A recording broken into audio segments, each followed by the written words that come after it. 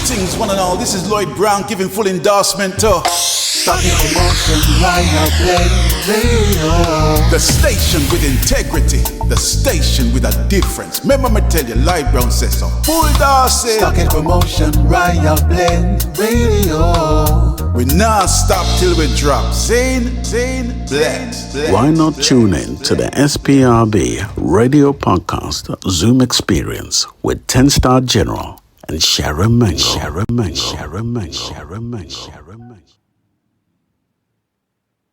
Paulette Williams from Out of Many Smile Jamaica Charity. I endorse 10-Star General and Sharon Mango from SPRB Radio Podcast. Check them out. You won't be disappointed. This is DJ Maestro out of London, and I fully endorse SPRB Radio Podcast with 10-Star General and Sharon Mango.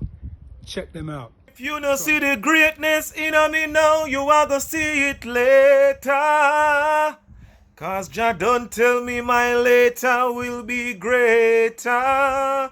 Yo, this is Real B, and I'm saying blessings to each and every one love right across the world. Sticky dicky ding dong ding dong ding dong ding dong ding.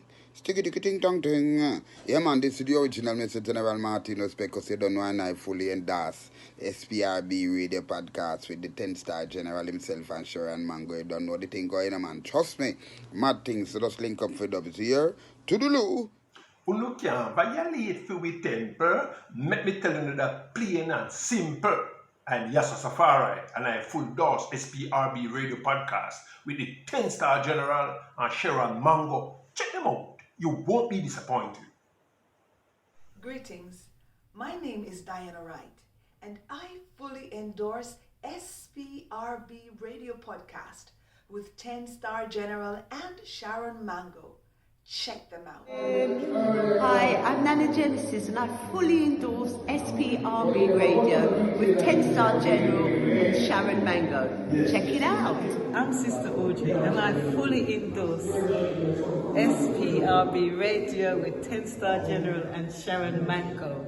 Check it out. This is Jerry Harris. I want to fully endorse the SPRB Radio Podcast with 10-Star General and Sharon Mango. You won't be disappointed. Check it out. Hi, I'm Janiceness, and I always tune in to the SPRB Radio Podcast with General Culture and Sister Sharon Mango. Yo, you don't have to take my word for it. Just tune in and catch the vibration. Yeah, this one is knockings.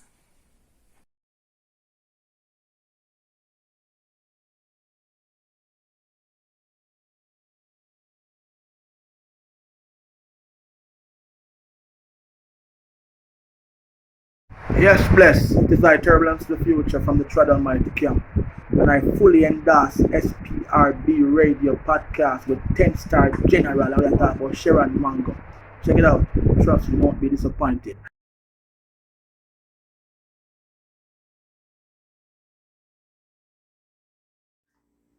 Hi, this is your girl Winnie. And this is your girl Freddie. From out of London. And we fully endorse SPRB Radio Podcast with 10-Star General and Sharon Mango. Check them out. Yo, greetings people. My name Captain Blaze out of Nigeria, Lagos. We fully endorsing the SPRB Radio Podcast with 10-Star General and Sharon Mango. Boom! Don't touch the dial. Stay tuned. It's your girl Kerry Lopez. I'm so right about now. I'm representing for SPRB Radio Podcast. Not no normal about that. So I'm a 10-Star General. Big up yourself. And the beautiful host herself, Sharon Mango, Kerry Lopez in Jamaica, representing for the podcast show there. I'm going to tell the people, check it out. Not no normal about the settings for me. I send it there. You know what time it is. They come see me. Yeah. Greetings. I'm Daniel Joseph. And I always tune into SPRB Radio Podcast with 10-Star General and Sharon Mango. Check it out. Hey everybody, it's your girl Keisha Martin. Fully endorsing SPRB Radio Podcast with 10-Star General and Sharon Mango. You already know it's a whole entire vibe. And I mean say, everybody just rock and come in, cause we are jamming at the housing scheme. Bring your queen and leave your machine. Cause up here good vibes from the scene. In rock steady, baby. Rock steady. Right over to SPRB Radio Podcast with 10 Star General and Sharon Mango. Keisha Martin says so. Fully endorsed. This is Jojo Mack, and I always tune into the SPRB Radio Podcast with 10 Star General and Sharon Mango. If you love a good conversation, you should too. Check it out.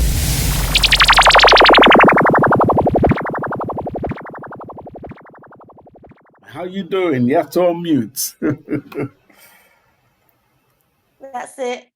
I'm fine. Hi everyone. Thank you for having me. Yay, we're so excited. I am, because I've been following her for a little while, you know. Have you? Yeah, I follow her on LinkedIn. And I'm so happy to see when you're posting stuff on LinkedIn. I said, yes, we reach. I bring it out and I don't make them know about who it is. I love it. No, I don't hold back, do I? No, she don't hold back. And I'm like, that's real talk. Love it. Yeah. I can only be real and speak my truth, really.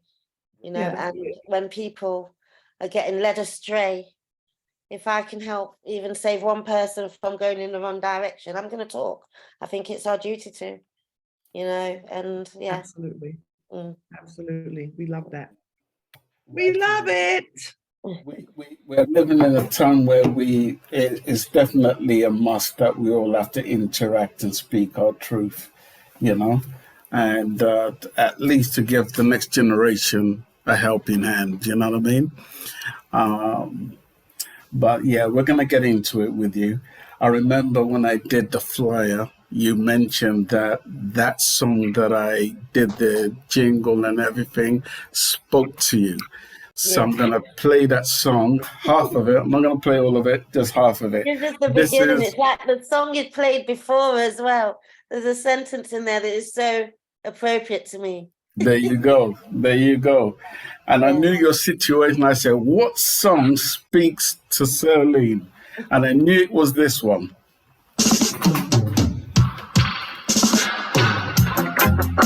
Fighting for a cause, no retreat, but we fight every day. There's a message under my skin, and not a guide the way. Alright. Survivors are real African, might be done, but tell them can't hold with the long. We are rise from the ash and a bun Babylon. Tell your friend them to move and go long. We come from the Amazon, soldier in a job army, 10,000 strong lioness on the rise, and them can't stop job plan. Ambitious missionary they in a diggity.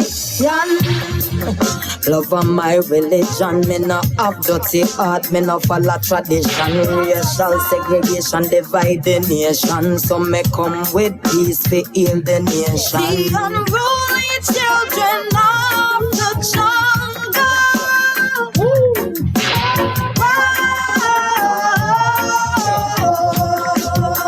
Fighting for the unruly children from the jungle. Every day.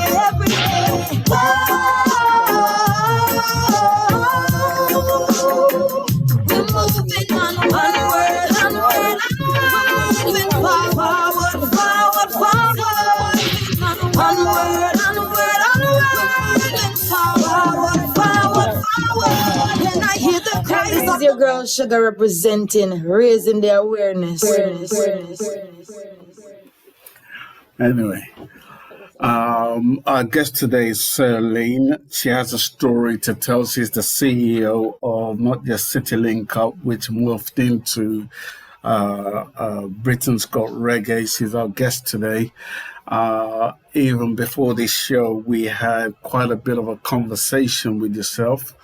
And I'm like, damn, you know, you got to tell your story. Because not many people know what goes on behind the scenes, especially when, you know, you're trying to be there for so many people. And You know, you got stuff going on in the background. People may not know what goes on in the background. This show is not um, to bring forth any sub stories or anything. It's about to speak your truth, you know.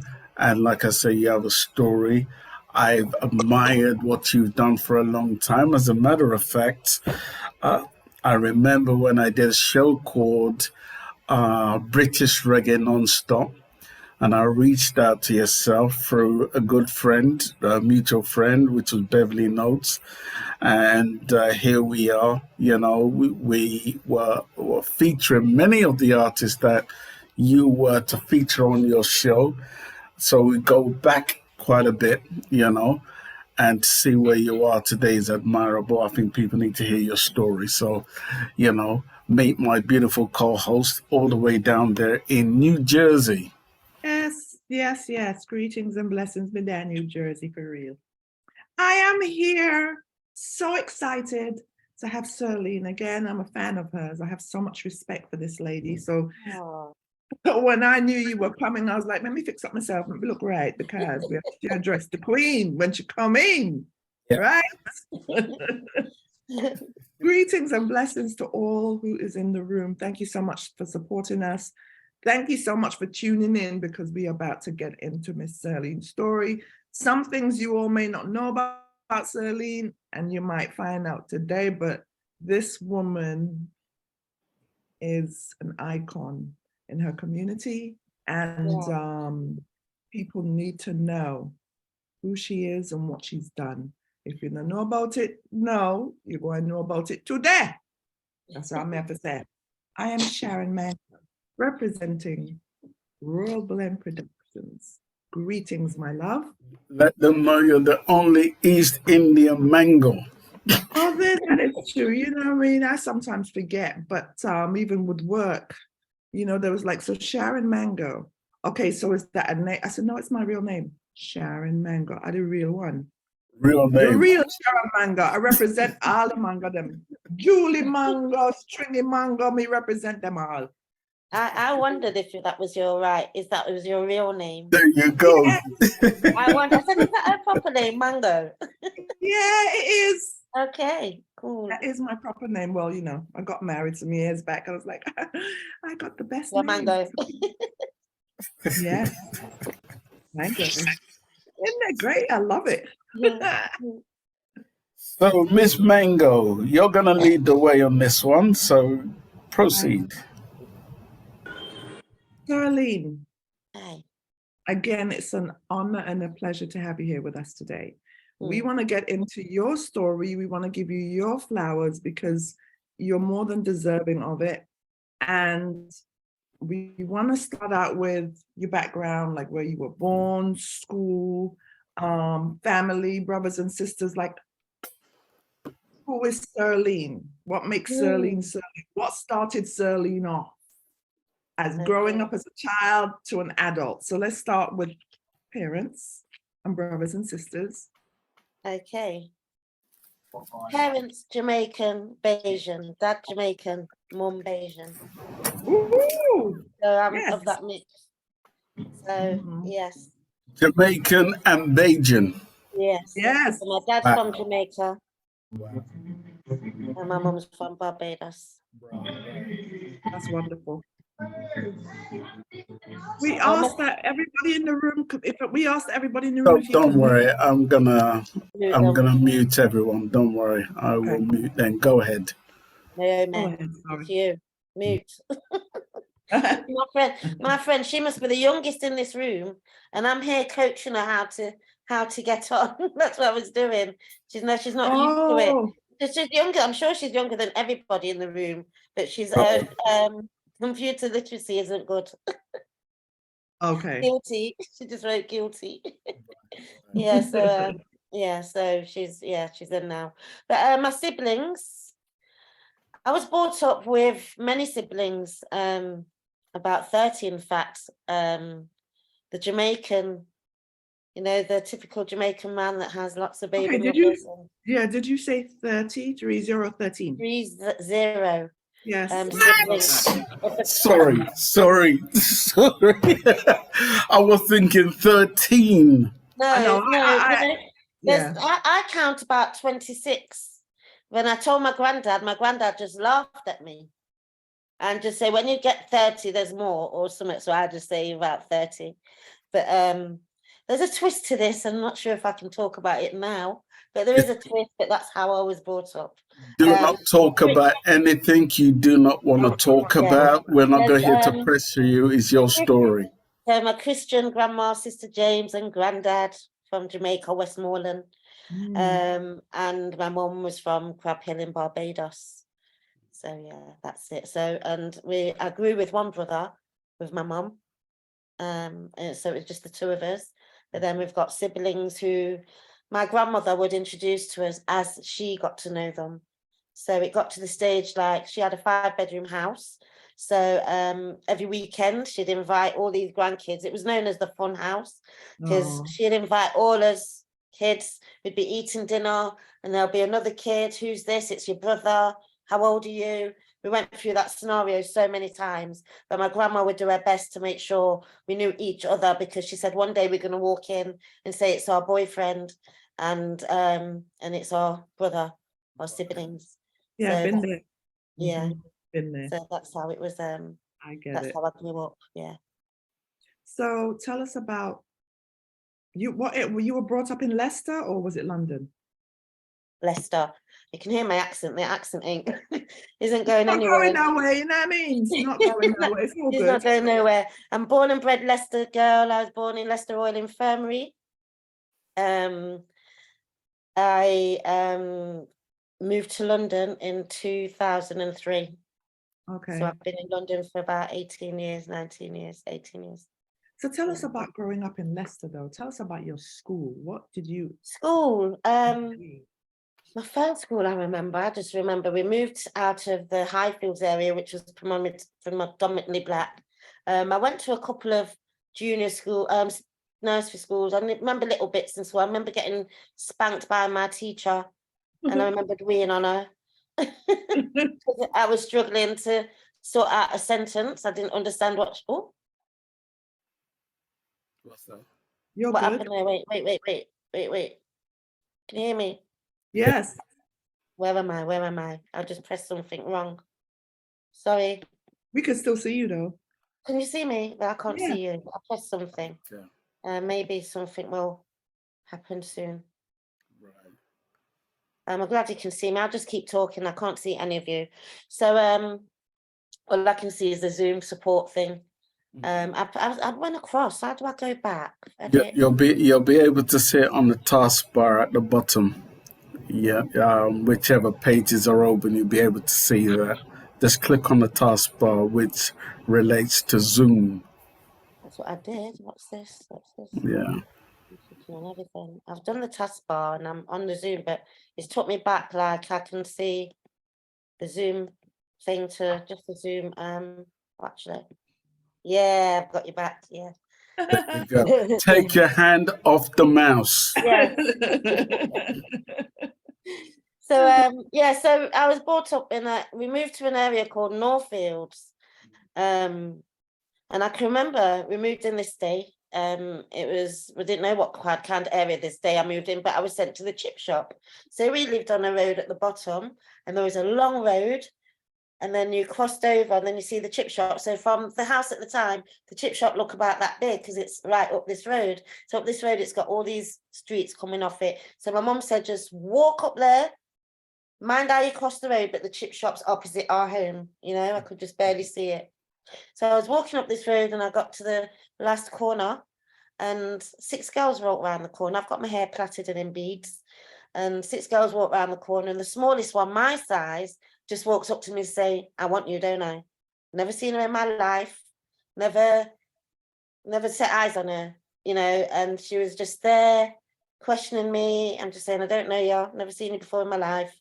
Blah, blah, blah. She's going on. And I remember the chips. What's more important right now? Getting these chips and getting to my mum's. So I said, I've got to go chippy for my mum. So I went across the road. I'm in the chip shop, ordered the chips, and I'm looking back and I can see them all And I just know they're going to start on me on the way back, they're egging this girl on. And I think, what am I going to do? Because I can't fight 6 girls, can I? Like, you know, it's my first day. I don't know them. Why are they attacking me? Obviously, I know it's because of my colour. You know what I'm saying? Or probably my hair. I stood out too much for their liking. So I thought, what am I going to do? So I'm just processing it. And I thought, well, I'm going to have to take a beating, isn't it? That's what I thought. That's the worst that can happen. And so I just resigned myself to that. I walked across and I just decided when she walked up to me, just lay into her straight away, just get in there first, because I know she's going to start. So as soon as she opened her mouth, I pushed the chips in her friend's chest. She just grabbed them. And I just gave her one beating, took the chips back and scuttled off home. Oh, yes. Looking behind me to make sure they weren't. I was scared because I've got a long way home. So I'm thinking any minute now, all 6 are gonna start running me down. So I'm ready to get my sprint on, you know, looking behind me. So I thought, I can't believe that just happened. And the others didn't join in, you know. So yeah, so that was my first day. And that was how it was for the first good few months going into school. I was in my year the only Black person. There's a couple of seniors, 1 or 2 Black people. There was very few. So I moved into. So the people who accosted you were white people, right? Yes, all of them. I moved into a racist area. I'm with you. Basically, a racist area I moved into. And Okay. that's how it was. I went to a junior school called Merrydale. And when you come out of the school, there's a road opposite. There used to be our youth club at the top. There's a road opposite, and there was a school on a green patch on the left-hand side with a wall. So that's where all the fights after school, they used to come out the school gate, and that's where the fights used to happen. And everyone's on this wall watching, and you're on the middle on this patch. Well, I was on the middle on that patch nearly every day after school. No, not to begin with. To begin with, I wasn't retaliating. I wasn't fighting back because basically my mum never sent me to school to fight. You know what I mean? And like my mum's good to beat me for going to school to fight. And it kept on happening. But one day I went to my grandmother's house. And I said, Sister James, I told her what was happening. And they said, they're licking me and whatever. And they're calling me this and they're calling me that. And she's a strong Christian woman. She said, they can call you anybody and they call you what you want. Anybody lick you, lick them back twice as harder. So that's all. Mama said that. Grandma told me that. So that was the green card I needed. So from that day, I was just whooping ass, basically. I was on the green patch. Sometimes it got to the stage, it didn't even reach the green patch. You know what I'm saying? It was just outside the school gate. And that's all I had to learn to do, to fight and protect myself. Then my brother started, he came up and I started on my brother. So I was fighting for my brother now. He's like 18 months behind me. So that's just how it was. You just had to fight your way through and defend yourself. And that's how it's been all my life. Were you able to tell your mother what you were going through? Yeah, of course. Yeah, she knew. She knew I got suspended a couple of times because obviously, you know, you're going to get the blame for certain things if it's sticking up for yourself. And she didn't scold me for that. She told me, right, stick up for yourself. Don't let them, you know, beat you like that, because I'm not a punching bag. And she knew it was a racist area. You know, we feel it. I used to walk down the street. There's families sunbathing in their garden, you know, sunbathing. And I'm walking past and they're calling me black bee this, black that, nigger this, nigger that. And I've always got an answer for everything. So I just laugh. I said, you're calling me? I said, my tan's all year round. I said, look at you lot lying there. Clearly you're not happy with your colour. You're lying in the storm. You know, so that's it. Wind them up with my chat, you know. I had an answer for everything. And that's just how it was. I mean, one day I even got chased by a pack of dogs on my bike. I had to have my legs up like that because they're running around. I said, Mum, even the dogs are racist, you know. Like a swarm of bees one day chased me, come out of this bush on my road, and I'm running. I could see this swarm. You know, I had a rah-rah skirt on, a yellow one, and they were just chasing me down. And what year are we talking about now? We're talking about the 80s. 80s. So even in the 80s, you were going through that. Wow. Yes, in the 80s. Yes, that's like before 10. Yeah, 9, 10. Continue, Sharon. Yes. I mean, I think I left I think for me, real quick, my parents took us out of England for that said same thing. You know what I'm saying? It's like, no, we have to leave, man. We can't. And then we came to America. So all of that, I'm like, wow, even after I left in the 80s, it was still going on in areas in England. You know what I mean? And it's sad to think about it, but that's real life. You have to It's stand real up. life, and it's always been. It's not changed. It went a bit quiet, but you always see the underhanded, the sly ones. You know. I was worse when I got there, but after I started beating, defending myself, and people got wary of me now. Oh, you're all right for a black girl. Yeah, that's what it was. Oh, you're all right for a black girl. And I think one day I went to a party, and I think it might have been the first time I had a drink. And I was come out for some fresh air, and I was going back in, and this big white guy came out. This one, you black bastard, really horrible. And I just remember hitting him. He was just out cold on the floor, and I'm just looking at my hand and looking at the man like I couldn't believe I'd done that. So I think from that day, no one troubled me again, because I think he had a name for himself. So like this little black girl, don't mess with her. She knocked out such and such, So then it was, and then for the most of it, it's your mouth that protects you. If you come across soft, they'll pick on you. If you give it as good as you get, then they have to think about it twice. So I just give it as good as I can get, and then more time they'll just stay back. So yeah. David slew Goliath. That's what I'm talking about. Muscles. It weren't even muscles, because I was skinniest thing. My mum called me Twiggy back then. I'd eat all the food in the world, but I was like a twig. So it's not even muscles. And a few years ago, because she still calls me Twiggy now. So you put on weight and that. She's in town, Twiggy. And everyone's looking at saying, which part of her's a twig? You know what I'm saying? Like, say, Mum, don't call me that in public, please. Twiggy. You can't call me Twiggy. One of the amazing things that, because everything you're saying, I relate to, because we went through the same thing, from, the 70s right through to the 80s, was vicious, and you had to stand up for yourself. Absolutely. And when I look at the amount of things that we went through without no counseling, and we were just expected to get on with it, it's amazing that we get to this stage in life. I look back now and I think, Jesus, the amount of things that I had to go through. It's no wonder certain people go through mental health. Do you know what I mean? I mean, how were you able to cope and proceed forward? How do you proceed forward with your life? Knowing what you've been through, the racism, the discrimination, the you name it. And what was your intentions mentally moving forward? Mentally, like, you sort of have to put that aside. And, it's there. You sort of have to, like, can you hear me? Yeah. Okay, so I couldn't hear you then, so I thought there was a problem. Yes, you have to put it aside, really, to the side. It's happening and that, and it does affect you. But you're just somewhere, you just have to find yourself to come over. It's like, you can't let them win. That's how it is for me. You know what I'm saying? Like, you just have to overcome it. You have to put your best foot forward and just keep going. And that's how it is. Basically, even now, you get a lot of obstructions, a lot of things coming your way, life problems, and you just have, it affects you. But like, I've just learned personally, I've had to just learn just to put it away. Otherwise, I would be in that mental home right now. I've had to learn to deal with it in my way and do things to sort of combat it.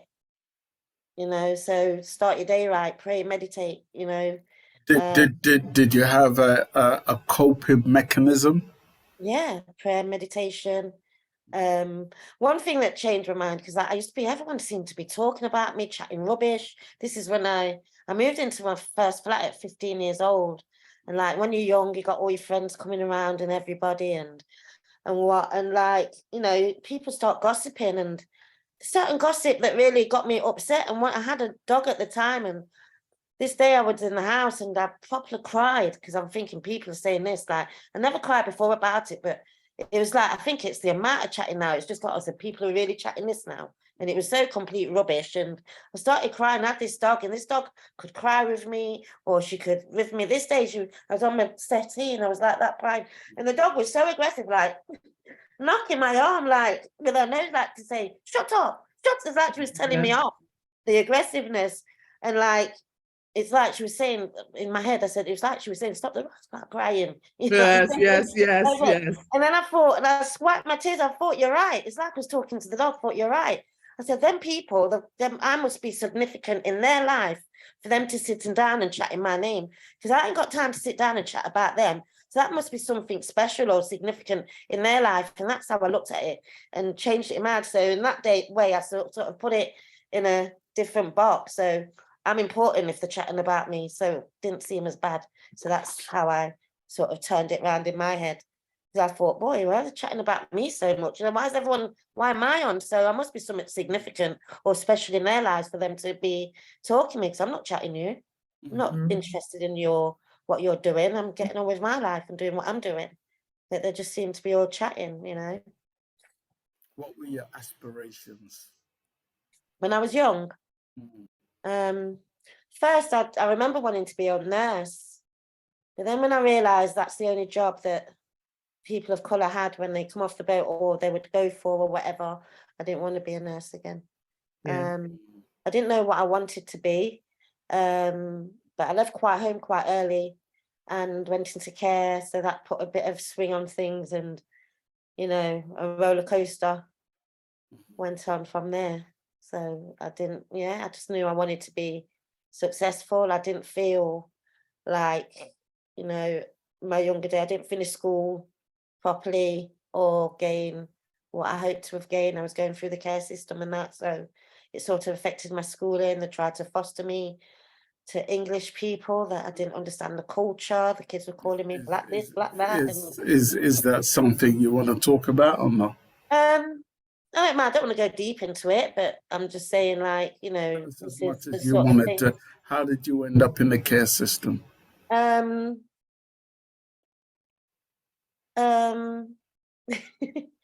It was something that there's somebody in my home that I wanted to get away from. It wasn't my mum, so that's how I ended up in care. Okay. Enough said. So you end up in care. Where is your mindset? What the hell am I doing here with these mad people? You know, again, like the first day I went into there, I can just remember walking into this building and the smell hit me. The food. It wasn't Jamaican food, or West Indian food. The food, like school dinner food, and then I could smell glue. You could smell what? Glue. Glue. Glue.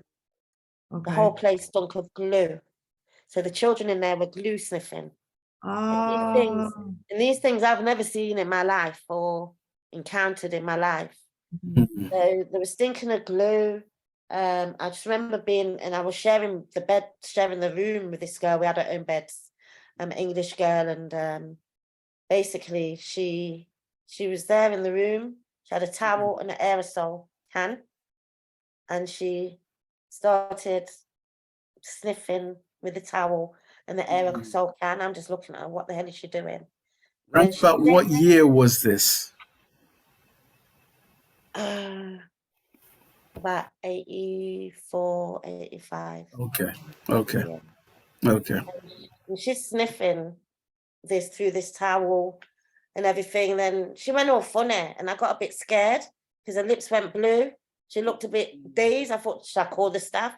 I didn't know what to do. You know what I'm saying? Like, I just put my lie down and fucking, it's not my business. You know what I'm saying? And just she was thinking, because like they know what they're doing, isn't it? It's not, I don't know these people. I don't know what's going on. So in the morning, luckily she was all right. She was sat up, putting on her makeup while she was still in the bed. And I just remember her 2 black feet sticking out the end of the bed. Just like that. And as she's putting on her makeup, I'm thinking, you're not even going to the bathroom to wash? You know, because that's how we taught we get up and go to the bathroom, you know. And I was in there for a while. I hated being in there. They'd go on trips. I didn't want to go anywhere to be seen with them. I was just up for the money. They're going horse riding. They might not have enough horses. I won't go on the horse. I'll have the money. I just didn't want to be seen with them. I didn't want to be around them. They used to drop us off at school. I used to be so embarrassed in this van with these kids being dropped off. So can't you drop me off here, up the road and things like that. I went to another children's home, and I just remember it was just one building. I think it was an induction children's home, but across the way was like where all the kids were. I was on my own in this building with this one man with his beard and his sandals, and he talked so posh. And the bedroom where I was, I remember just looking out the window and just this white birch tree. It was like a scary tree, like I'm a house of horror tree. It used to stand out in the light, in the dark, just this white, I think it's a birch tree, it is white. And I just hated being in there, hated sitting across the table from this man. I hated how he spoke. I hated the food. I just hated it. Yeah. And then they tried to foster me, then I ran away. So after that now is when you got your own place, is that right? Yeah, I was fostered for a bit. I ran away. They fostered me for 2 weeks. I just treated it like a bed and breakfast, and then I basically ran away from the children's home. And then later on, I realised I can be in my own place at 15. So I went into a hostel, and then a few months after, about a year after, I got my own place at 15. That's real. 15. Yeah, 15. Living on my own. Yeah. So you went through a lot. Sharon, continue. Yes, you see that you went through your own trials and tribulations of trying to survive, obviously. You know what I mean? It was trying to find your way. So at 15, you have your own place. Now, are you working? Are you looking for jobs? Like, what was your thought process and what you wanted to do? I always had ambition. I played netball. I was scouted for netball from a young age. I used to do gymnastics, modelling, and these things. I was very ambitious and excelled in sports all through my schooling, all through, junior and senior school. So I continued with my netball, learnt basketball, joined teams in the area. I moved back to Highfields at 15. I was back in the area from where I was very young. So like I felt, I was around my own people. I'm not going to get called black this and black that anymore, or even in the care home, it was the same as well with the racism, because not many black kids in there. So, so I was in my area. I looked for jobs. I did get a job, bar tacking. I had a job. I had a job actually in the hostel when I was supposed to be going to school. I was going to work. They thought I was 17. I was 14 now. And I'm going to work. I got a job in a bar tacking factory. So I was saving up my money and buying my little pots and pans because I know I was going to get my own place, school soon. So that's what I used to do. Like I used to go work instead because school, and I just felt lost and left behind. I weren't in the right frame of mind to be studying, leaving home and going through all that. It's just like, we're studying, going through all that rubbish, Yeah. Wow, so you're working now, you're saving your little money, you get your own place, and then you go back to Leicester for school. Did you go back for school? No, I didn't go back to school. I was just in my own place. I was still in Leicester. Okay. Yeah, at 15, I left. No, 15, I went to work. I didn't go back to school. I went to work, I just left and didn't go back to school. However, I did go to college at some point, Charles Keane College, and I'd done a secretarial course. That was at 17. And then I got a job, I think, in a leather goods factory. I was there for a while. And then I joined agency and done agency work. So agency work meaning? I worked at the post office. I worked in, different places, Agency staff, they'll call you up when they've got work, So let me rephrase that. So music at that time for you was what? Like, where were you with the music? Well, when I was in that hostel, when I was in the children's home, that's when I got, when I was in Northfields, my cousins, they had a sound system, Country High Power. So I love my reggae. They used to play in the community centre. Used to have the odd dances. If it's family dues, they'll play. So so I love my reggae. I used to collect my tape cassettes. When I was in the children's home, I heavily started connected them and used to have my tape recorder and play my music.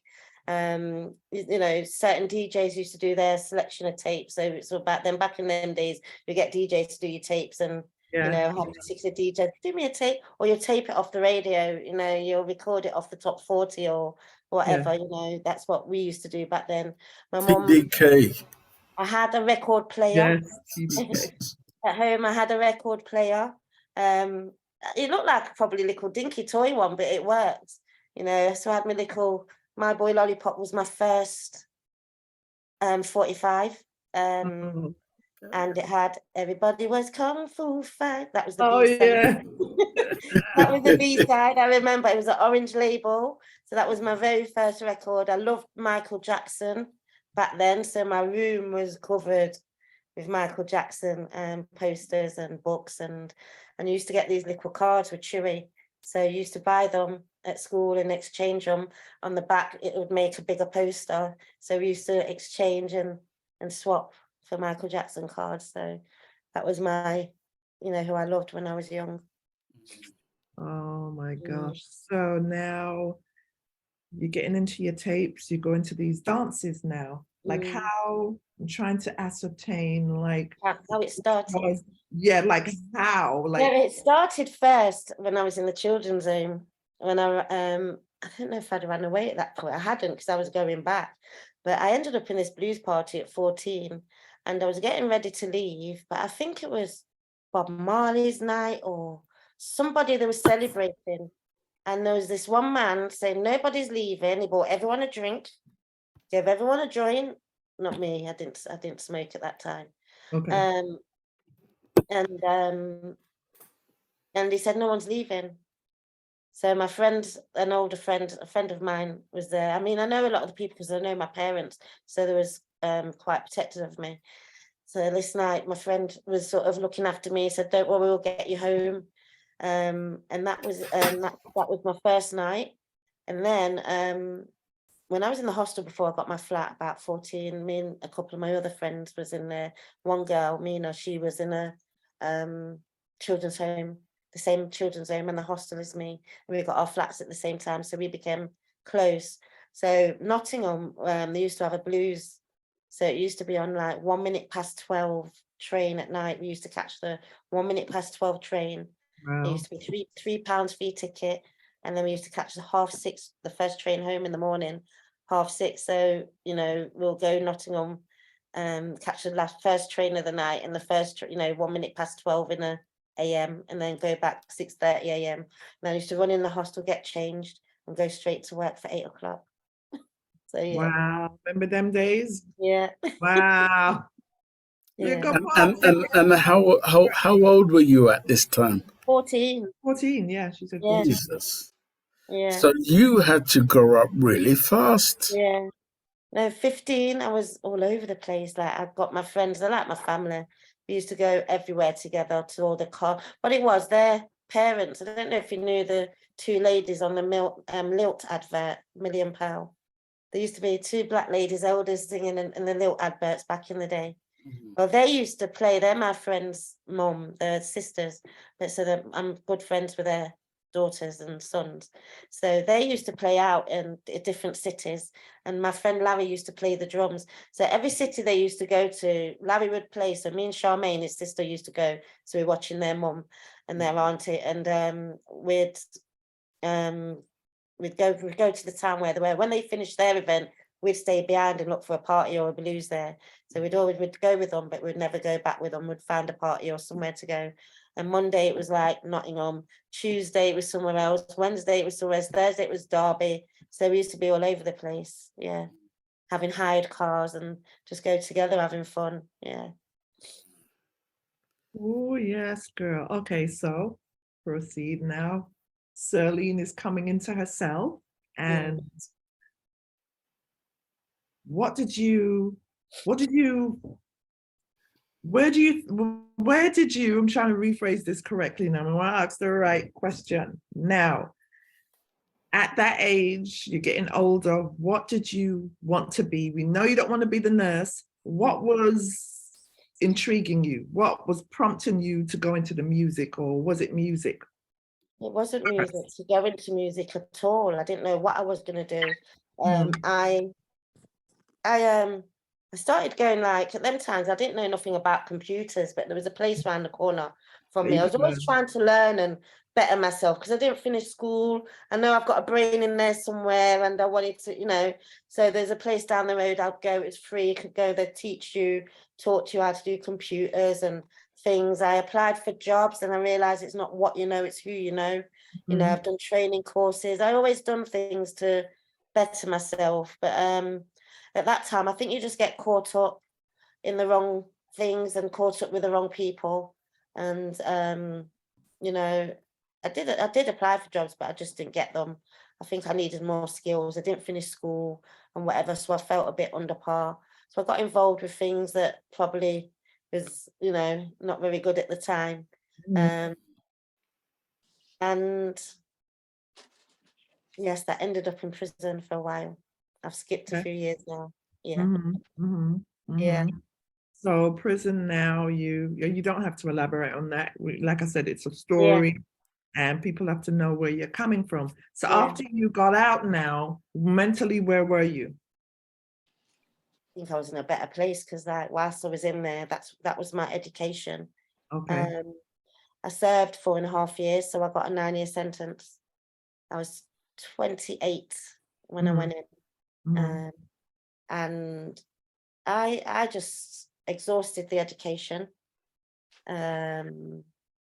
Done everything going. I got far on even the computers, I just ripped them to bits. And the teacher, I got so far on Excel spreadsheets, the teacher couldn't help me on that. They couldn't help me no more. There was a mistake, I think, in the book because, even her husband, she asked that as a mathematician. And I said, the book's wrong, you know what I'm saying? Because we couldn't get to this answer. So I used it as my education. And I just thought, once I get out, then I know, I could be anything. So I've done hair, I've done nails, I've done computers. I came out with 42 MVQs. I've done sports. I was a sports coach. I can teach you on spin bicycle. I was a weightlifter. I've done everything and everything. So when I came out, I had a choice of what I wanted to be. I could broaden my prospects, and so that's what what I used it for. I just used it as the best as I could, and I just gained as many qualifications, and that made me feel good because not really doing well at school because of the situation you was in. It's like you feel like you want to be something in life, you want to do something, you want to be feel like whatever. And that's what it was about for me, getting out. I wanted to make a big difference. I didn't want to be back into the life I was before. I just wanted to change my life. And so you did. You changed your life. Like you said, it was, as much as the situation wasn't the best, however, it kind of woke you up. You had to be, I think probably it was a blessing to go inside, or else I could have probably ended up dead. You don't know. Yeah, sometimes God spares you for certain things. I mean, I think that was your I think journey. everything happens for a reason. Everything happened for a reason. That was your journey. And with all of that experience now, you're like, okay, as you stated, I want to do something. I want to be something. So you did all these different things now, and you're like, I can do this. I can do that. I can do this. But what really? Whilst I was in prison, I think I was showing something because I was in a foreign national prison towards one stage of it, towards the end. So there's loads of Jamaicans, loads of foreign national girls, and I become the spokeswoman for everybody, things what we need as women needs for our skin, our hair, whatever, so I'd bring it to the I'd have a meeting with the SOs and the governors once a month. So I bring anything what the prisoners wanted, bringing forward. So I was a spokeswoman for the women in there. Cyrlene, get this, Pretty, get this, Cyrlene, and the canteen sheet, it was a foreign national prison. So the language barriers for some women, some of the goods on there. I said, you need to put pictures so some of them don't speak language or call it that in their language, or, so it's like finding solutions. And then there was this project came up and they wanted one person from the prison to do focus groups to find out the barriers that prevented women from accessing education, training, and employment once they're released. So someone from out came in, I'd done some training, And then like I worked in the gym as well throughout the prison. So everyone that came through the prison had to have an induction on the gym. So with that other role as well, so I'd bring that as an induction, tell them about this project if they wanted to get involved.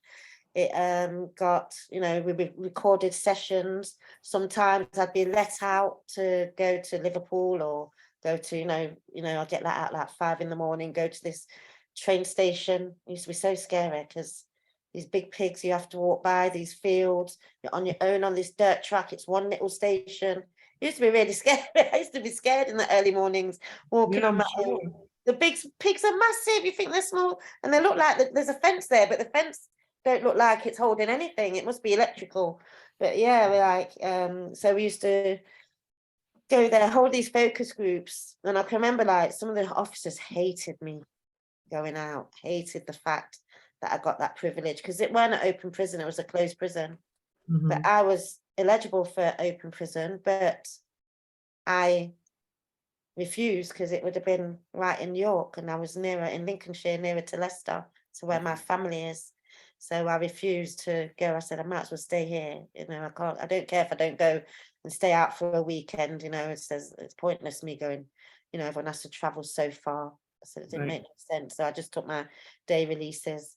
And yes, when I was doing this, some of the officers hated the fact, and some of the prisoners as well, they hated the fact that I was allowed out. You know, they used to call me, or some of them used to call me Officer No Keys. I just told them to shut up, because if you had the opportunity, you'd be out there. I said, I've been in here longer than you lot. I've got longer time to go. You know, and the officers, they didn't used to like it as well. So they tried to punish me by not allowing me a shower. You know, things like, you know, just something simple as a shower, but I just got the governor to put it in the book. So I just checked the book. They hated me. So check the book. You know, so they know they had to give me, the governor wrote it, make sure she can get her shower when she gets in, you know. And then I left, and then I actually got a job from this research. What it was, the research, I've done it again. The research. We can still see you though. That's it. The research that I did or conducted was an international project where they had £1 million and they was looking for 4 organisations to, you know, to combat the barriers from the findings from the research in regards to education, training, and employment for women on release. So one of the projects at point was NACRO in London, and there was one in Norwich and whatever. Four people got the funding. They're putting good ideas.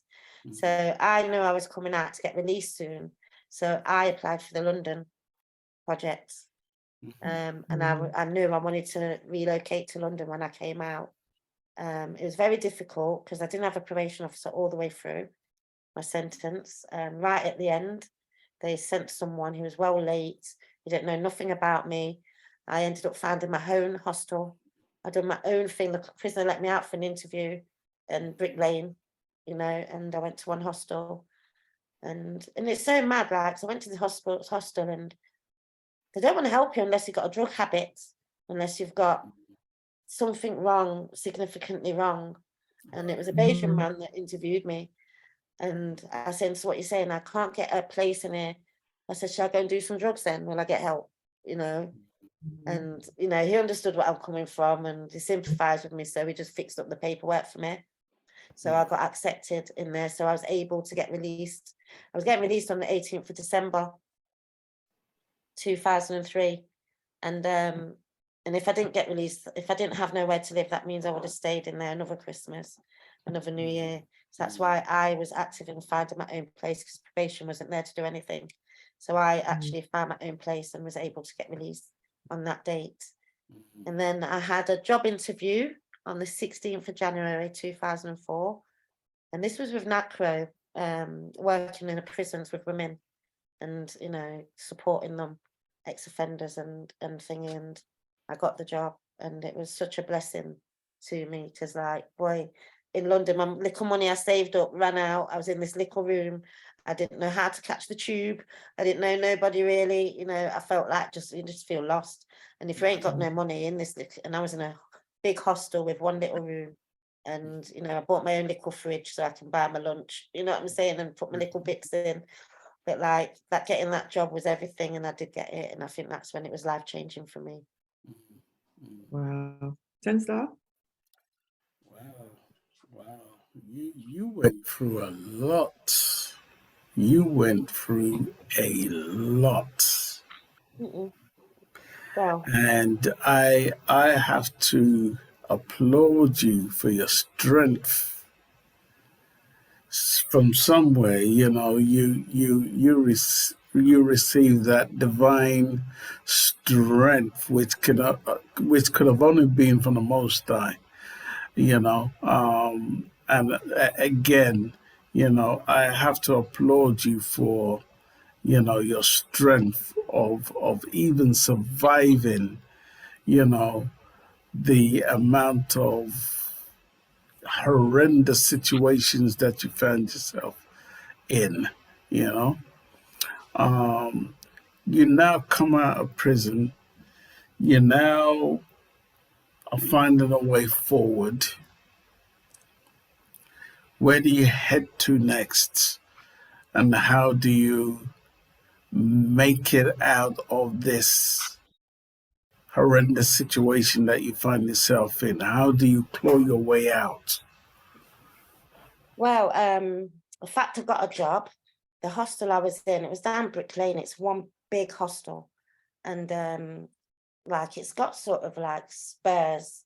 So like you go in and like you've got a key to one section. There'll be 6 women sharing a bathroom, a shower, and you got your own rooms. So it was like that. And then downstairs, I got one big association room you would never go in. It was full of junkies. It was, you know, like you won't go in there, it just stunk of smoke. You won't. Well, I didn't go in there. I just By like this time, how old was you? I was 32 now. You were how old? 32. 32. Okay. 32 Okay. now. So that 28, I went in, 32, I came out. Okay. So they had a little station, there's a little yellow station right next door to it. And I think it ran from something like 7 till 3 or something. It's a yellow line, do you know? Does anyone know what that is in London? I can't remember. Anyway, it's a short one from Brick Lane. So that's where I actually got the job. I went to my interview that day. I got the job. I cried. I remember crying in my room because it was so important. And that's where that little train station there, that's where I used to start my journeys and go to work. I was working with NACFO, I think the first one was, and I worked in HM Prison Send. So I used to go in there on the resettlement unit and help the women that were getting released from prison. Because when women get released from prison, they need to sort out the children. They need to sort out the homes. They've got so much things, and they put this pin phone system in, which is a barrier for the women. Everything takes 10 times longer. The officers ain't going to be, you know, caring about you and your kids and whatever, you know. So we was like to go in the prison to take that slack. So the ring me, I need to get my kids back, social services. So we'd go and ring and make all them moves and contacts. And I used to also get them work placements outside the prison as well. So get them, I got some people with citizens advice. So there's some girls that done some really good work with citizens advice, some great training, and got jobs. Thank you.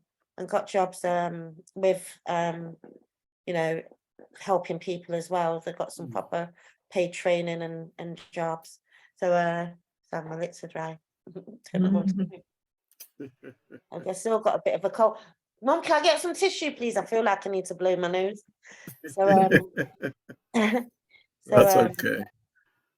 So I built my way up to team leader in 5 years. So that first job was, I think it was a really good wage. I was on £27,000 a year. I couldn't believe it. I've got a job and a proper wage in London. You know, my first manager was amazing. We're still friends together today.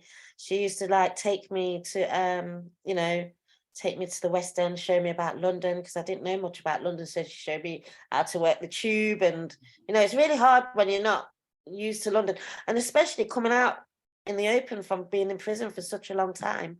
Never mind being in London, but just being out, just crossing the road the noises affects you. You're just, you know, you're just on high alert.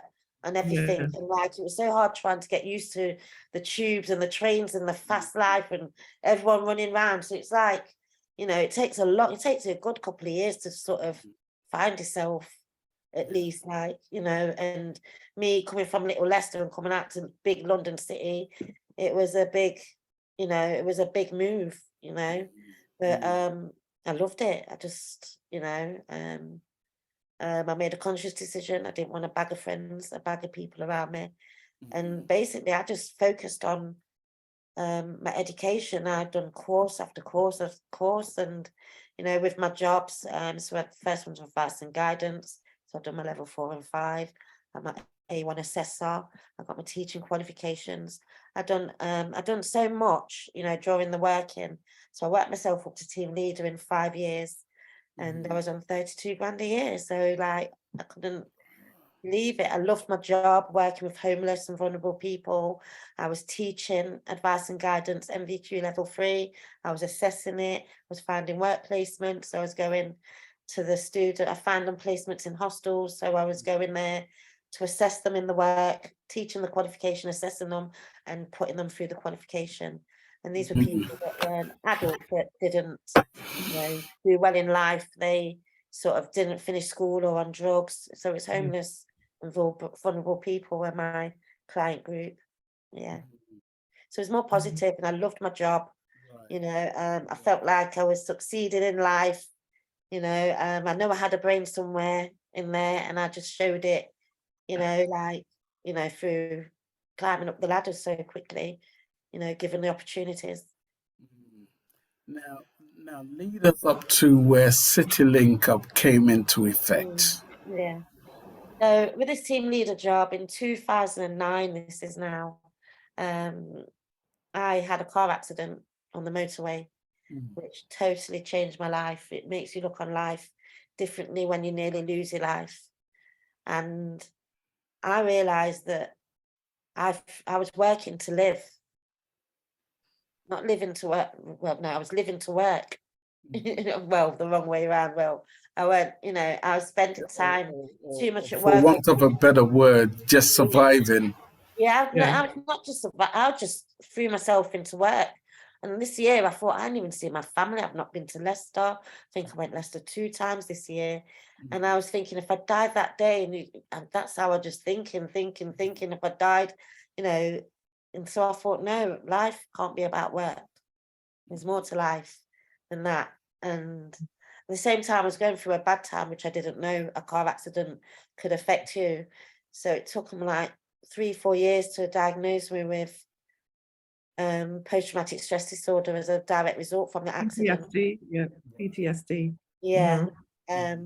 So I cut myself off from a lot of people at some point because I felt I wasn't coping very well, and I was felt I was displaying some behaviors. I was getting upset, angry quickly, and you know when you just don't feel yourself. And I couldn't shake it off, where normally I've been through so much bad things in my life, I can normally just get through it and stand up in it. But this was something different, and it was a really scary place. And you feel like you got no one to speak to. Excuse me.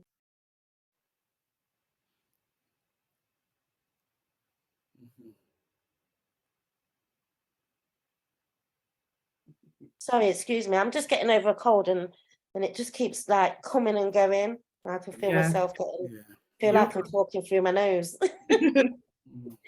So yeah, so where was I at?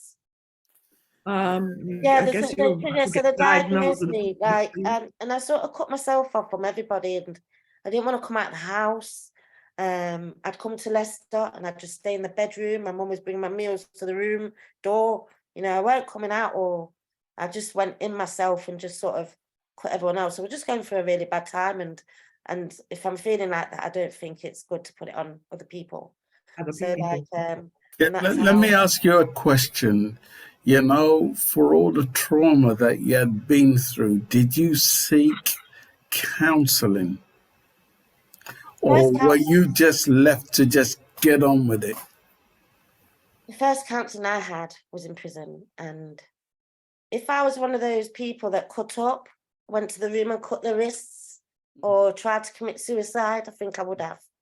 Because like 15 minutes with this woman, I was calling to get me back in my room, so I might as well go to my wall and talk to my wall. I don't want someone just to, this woman, she's not even given she's just blank like that. Like, I think she was a trainee. And you know when they say you can't respond, I think she took it literally. She didn't have no nodding, there was nothing there. And she's just there like a dummy. And I'm thinking, what is this? So I'm not used to this sort of thing. I just said, take me back to myself. So I might as well talk to my wall. You know what I'm saying? If I sit in there one more with this woman, I'm going to go crazy, you know. She's not saying or doing anything. And I have had quite a few counselling, but I don't think they're right for me. I've paid for my own counselling. I paid for something called eye recognition movement, something. At the accident money, I paid £5,000 for that, but that didn't work for me either. And I've had, there's different methods they use, and I don't think I've been given. There's one woman that I saw, and she was a posh lady, and she got out of this whiteboard and started writing on. She got on her knees, right on the button. She's the first one to introduce me to meditation. That worked for me. She worked for me. But the rest are just them ones that sit there and talk. Like, you can go there on Tuesday at 2:00 and just talk like that. Them ones just get me mad. Because you're just going there and they'll just nod, like say, go on, start talking. And it just gets me mad. Sometimes I just look out the window like that. Like, you can just talk on tap at 2:00 on a Tuesday, you know, and then they don't say nothing, then you leave. And then you're left with all this, you know, all week, your mind's processing all this, what you've talked about, and I just don't, it just doesn't work for me. I need someone to give me solutions, draw me, give me explanations, coping mechanisms, or something. I can't just sit there and talk and it's going to help me. I might as well talk to my wall. I've talked to myself and I've gone through my mind over and over again over the years, you know what I'm saying? So me talking to a total stranger and they're not telling me nothing ain't going to help me. And recently I've gone for some more. And my doctor hit the nail on the head. I heard someone else say something about it. They're going to introduce me to people of colour, because they're finding there's the issue with people of colour and the methods of counselling that they're using, you know. So I think there's some organisations with women of colour or people of colour that have got different methods to suit people like me. And they'll have more of an understanding as well, because of the art backgrounds. And I think I had a Polish woman last year time. You know. Yeah. So lead me into how City Link Up came to be. So 2010 I left my job. That was an ordeal as well, because before that I applied for a manager's job, but my manager didn't want me to leave. She wanted me to be under her, smashing her target, so she switched on me. And I thought there was going to end up sacking me, because I stuck my heels in and I was very assertive in the one-to-ones with me and my manager. I've done it purposely to make her know I'm not no idiot. She tried to back she tried to do things which was so underhanded. You know, like I didn't get the job and the person that got the job didn't like the job and she couldn't do the job. And then they was trying to bring the job to me, the job they didn't give me. So I weren't having it, like, and she was trying to get me to, I had about 5 projects and I got my baby project. One project I took off somebody else it was a 3-year project, but it was already halfway in and this woman had failed all the students. So I took that on and I had a 1.5 years to turn it around and get them work placements, teach them the qualification. So I used to make sure, even in my own time, I'd go and make sure these students weren't let down again. And my manager knew, it's like she was trying to sabotage that and trying to give me the work for the job I applied. They didn't give me the job, but the girl that got it didn't want it and she couldn't do it, but they're trying to bring the work to me. So I weren't doing it. So I was on the verge of getting sacked, but I just stuck my heels in, sacked me. You know what I mean? Because, you know, you didn't give me the job, you got a cheek to bring me the work. I weren't doing that. You know. Yeah.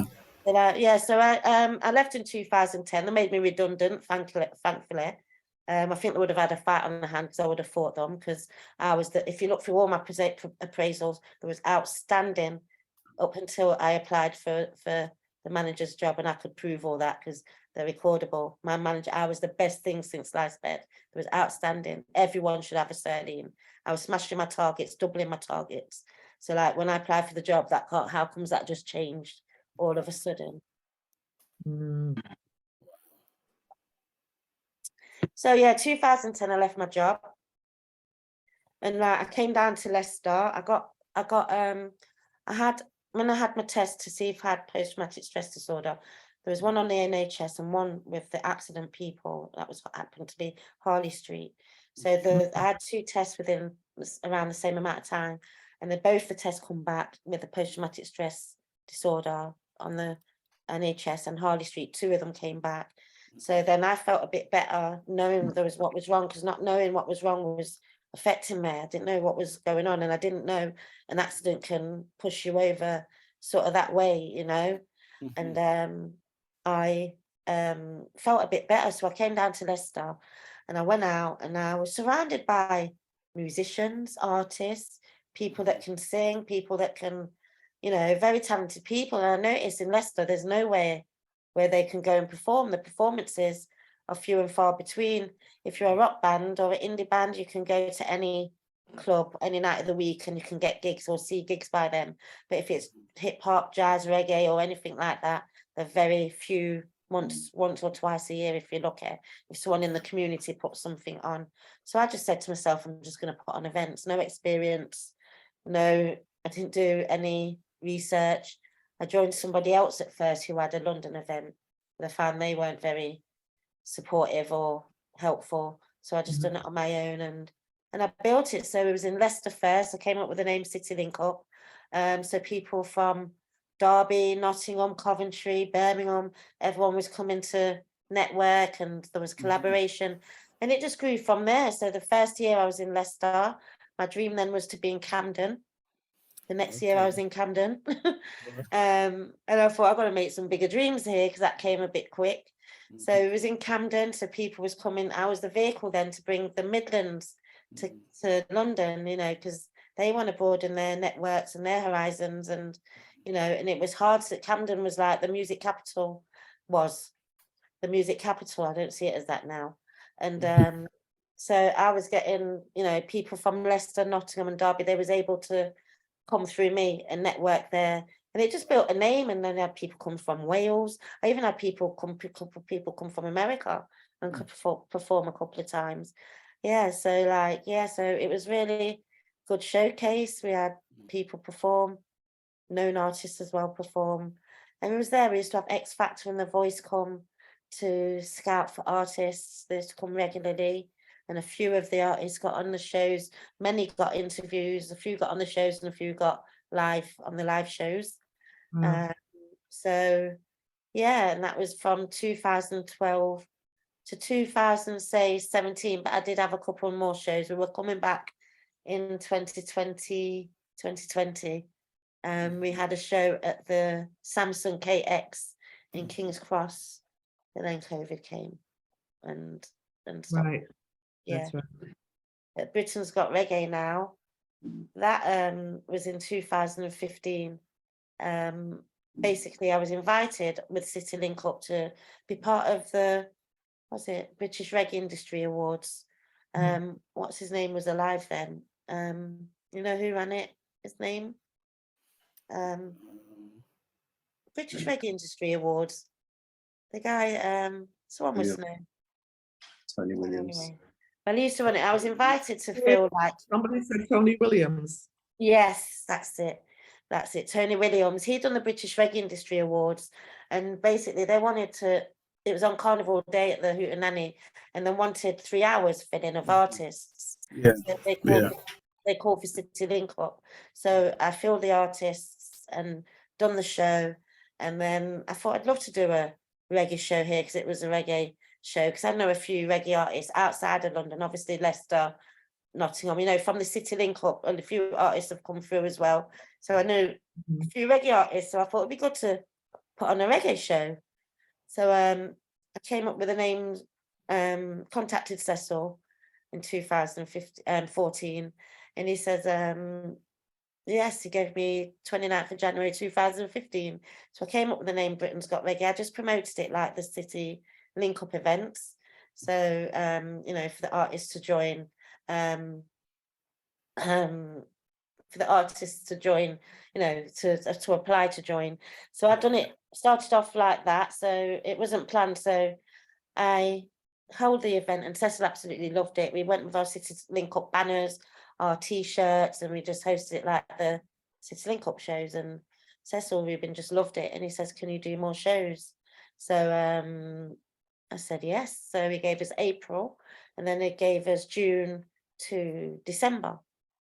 Wow. So between the January and the April one, I thought I'm going to turn it into a competition.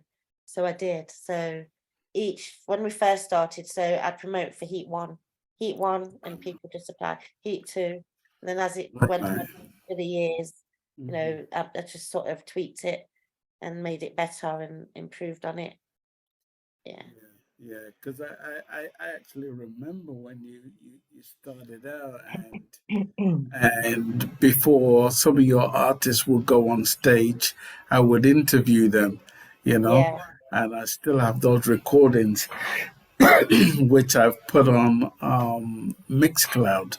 So some people may find some of those, you know, shows on Mixcloud, and you did a phenomenal job, you know, because I look at the enormity of trying to hold an event like that. Tell me and help us understand what kind of work ethic goes into play to hold an event like that. Well, with not having no experience in events before, a lot of my things was just running like just I just thought about what works best, what needs to be doing. I didn't even research or look into how other people done it. I just done things what I thought made sense to me in a way. At first, when I started the City Link Up shows, it was basically it was like something, I didn't know where it was going, because I sort of had a fear of being around people, and I still like that a lot now. That's why I don't really mix a lot, and it's probably for more different reasons now as well. But like I wanted to do something within, you know, I wanted to try to do something where I didn't have to mix. So the events, I could prepare and do all the planning, and I just had to go out once a month to the show. So that's what it was at first. I didn't know where it was going, but it was to help with my mental health, to be doing something. Because I was a person always doing something. But with this accident and how I was feeling, I didn't want to mix with people. I just, you know, I sort of come in myself. So that's the City Link Up. That's what the motivation was. I was in my home planning, sharing what would be best for the artists, just thinking, try to get them in for interviews, give them exposure, do flyers for them, you know, because I'm seeing what's not being doing for the artists, you know, what I think. Let me ask you a question. I'm not too sure if you answered that already in what you were saying, but was that the healing process for you? Part of it, yeah, definitely. Because, like, remember, I didn't want to go out and mix. So, but I wanted to do something. So, City Link Up was perfect. It's more like you had a yearning to give back, right? Yeah. Yeah, well, give back, and you know, that's what I did. My job was all about giving. I worked with ex-offenders and homeless people, and I absolutely love my job. So I know I love working with people, and I love helping people. So like this City Link Up was like as well for my, you know, giving me something to focus on and not to be focused on the bad things, you know, to take my mind away from the darkness, you know. So I threw everything into it, you know, because it's like I was planning something and I like a challenge. So I was challenging to see where I could take it, what I can do. And just thought as I went along, just thinking what's going to be best for the artist, what's going to work and how can I help them or what needs to be done. So that's how it was. And, you know, because I had all that time as well. And I've got a lot of energy and I think I'm a stickler to do things in a particular way as well. And what my managers found as well, I've got a skill where I don't have to write nothing down. It's all in my head and I can still do it methodically. People say, how do you Is it fair to say that during the time you were going through your dilemma and trying to work out your life, you were here giving back to society Mm. while going through your healing process. Yeah. Still healing. Still healing. Yeah.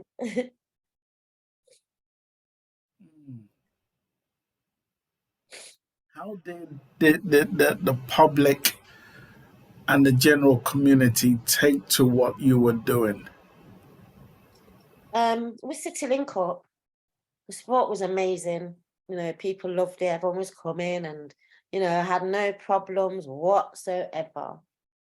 But with Britain's Got Reggae, oh my gosh, what a difference! What a difference! You just see the experience I've had is really, really, really bad. I cried at first because I couldn't believe, is this how really people are going on? You know, no, there's a big difference. The first year, I can imagine I had 2 court cases. People trying to take me to court for Britain's Got Reggae.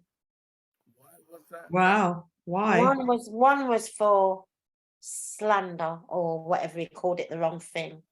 This man, I was posting, so I used to post the artists. Facebook couldn't let you could post world back then. You can't post like that today. So I used to I'd probably post each post like 150 times at least, you know, and all the artists and promote them well, and you know, images and their songs and the shows. So I used to promote a lot. I've lost track now. Sorry. Yeah. So you asked me So basically, sorry, go on, Sharon. I lost my No, I was saying the court cases, why they were taking you to court cases. Yeah, that's it. So this man, like I was posting into the groups, and it was this group called Black Peeps Being Brilliant, something like that. So I was posting there all along, and then there's a Polish girl that took part in Britain's Got Reggae, and I had my band, which were all Black people. So I posted her, and then I noticed I was blocked. So I thought, why did he block me? So I just went to message him. I couldn't message him. So I went to his personal page, and there's not one like, there's no love on that page. But I went about 5 posts down, and I said, so I just asked, did you block me in the room? I know it's a Black group. Is it because I posted the Polish woman? Because if so, it's, you know, music don't have no colour. Besides, she's got 5 brilliant Black guys behind her. And that's what I said. And are we talking about the Polish lady that we all know? Yes. Say no more. With the amazing vocals. Say no more. So basically, I messaged him that, and then later on I got in and I seen remove that derogatory, indecisive, all this D words came out. Comment, or your mock organisation, Britain's Got Reggae, will be called Cyrlene's Got Summons. I'll give you 1 hour, the clock is ticking. That's word for word. Yeah. I'll give you 1 hour, the clock is ticking. But by the time I seen this message, 7 hours had passed anyway. But I thought, who's he talking to like that? So I just ignored it. So the next day, back then, when people used to send me friend requests, I used to always put my links to my City Link Up, my links to my Britain's Got Reggae. So it used to say, thank you for your friend request. Please check out and like my pages. So I put all my City Link Up links and all my Britain's Got Reggae links. So this man had sent me a friend request. I didn't realise it was him, but I sent the response. But then I got an inbox, and he said, I requested nothing. And it was this man. I realised that, you know, and he made all these threats. He was very rude in his email, in his message and whatever. So I responded. I was careful how I responded. I responded to him, and he just came across arrogant and aggressive. So I put his comment, put my comment and his comment online for everyone to see. I said, this man has messaged me and blah, blah. I just put that whatever. So obviously all my people went in on him, and he just got mad, and he pursued to take me to court. He's telling me he's taking me to court because of this and that. I says to him, I've not. I said, I asked you a question. I said, I don't know who's giving you advice, but you got it wrong. And then he wanted the Polish girl's details. He'd give me 28 days to respond. I respond on the 27th day at the 23rd hour. and give him one sentence and just say, So help me understand this, because I'm still trying to work it out. He was upset that a Polish woman what? I don't know. This is what I was asking him. So it's not slander if I'm asking you a question. I wasn't making a statement. I was trying to ask why you blocked me from the group. But I was trying to, because he didn't block the other people, but because it's a black group, black peeps just being brilliant. And I posted, so I was just trying to say, are white people allowed or not? Basically. So I knew. There was an issue with that. Okay. Yeah. So Okay. I was asking, that's what I was doing. So I asked him a question, but he found it offensive. And he come off with them comments. So I put that up. So he's going through the process of taking someone to court. So you have to give him 28 days. You have to do it. So I'll respond on the 28th day. I won't give him no one's details. So he wanted to take her court as well. He put a cost on it, like he wanted this amount of money and whatever. So I just give him one sentence. When I found out how to get the support for the case to defend me, I happened to get Bar Prono to represent me. You have to go to see a solicitor first, at the Royal Court of Justice, and they'll appoint, if they think they come in, they'll appoint. So obviously they appointed somebody, because I was telling him all along, I was saying, you're just going to end up spending money. Who's giving you advice? So I don't think it looks good. You're taking two black people going in front of a judge, he's going to be laughing. He's making money one way or another. I've said, but you're going to end up paying money. So I haven't done I was wondering where he got his advice from. So I never made a statement. I asked you a question. It's for you to answer it. You know what I'm saying? I didn't say this or that, So, he ended up paying $4,000, because he lost. Obviously, I'm at university now. You're right. 2016, I went to university because obviously I've started City Link Up and Britain's Got Reggae. So 2016, I thought I need to learn about the music industry because Britain's Got Reggae was growing and City Link Up's growing. I thought I need to learn the knowledge, and so I don't want no one to be able to take the piss. So, Hold on, stick a pin. Hold on.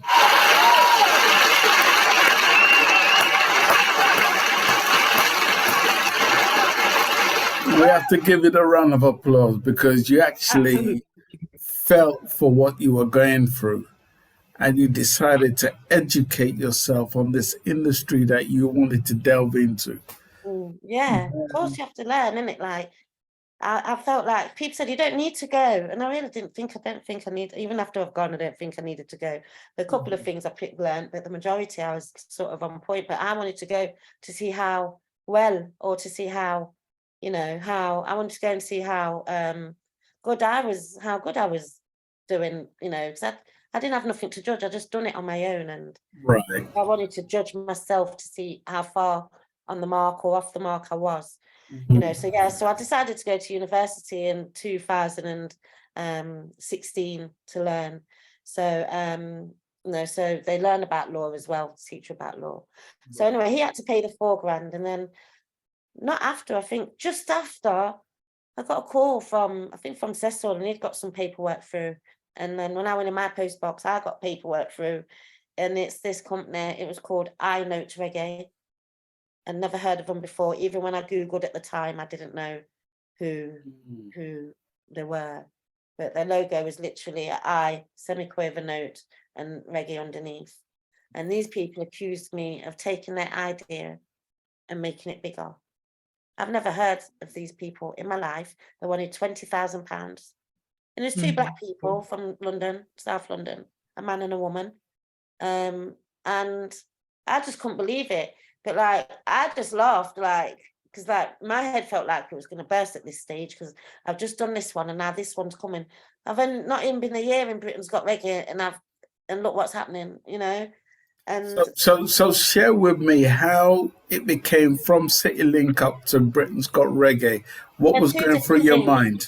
There's two different things. There were two different entities. City Link Up, I never had nothing, no issues like I have had with Britain's Got Reggae. From the offset, with Britain's Got Reggae, there was issues from the start.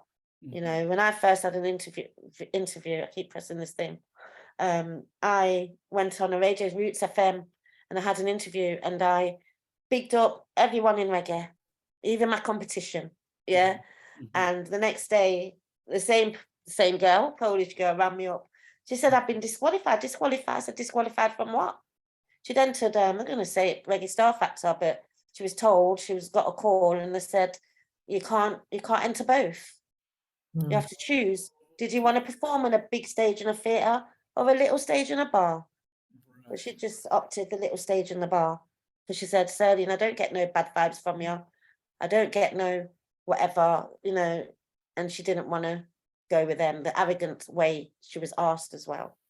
Because back then she had approached me and told me a little bit of what she was going through at the time. Oh, did she? She did. I know a lot of what was going on. You know, because she had told me certain things. You know what I mean?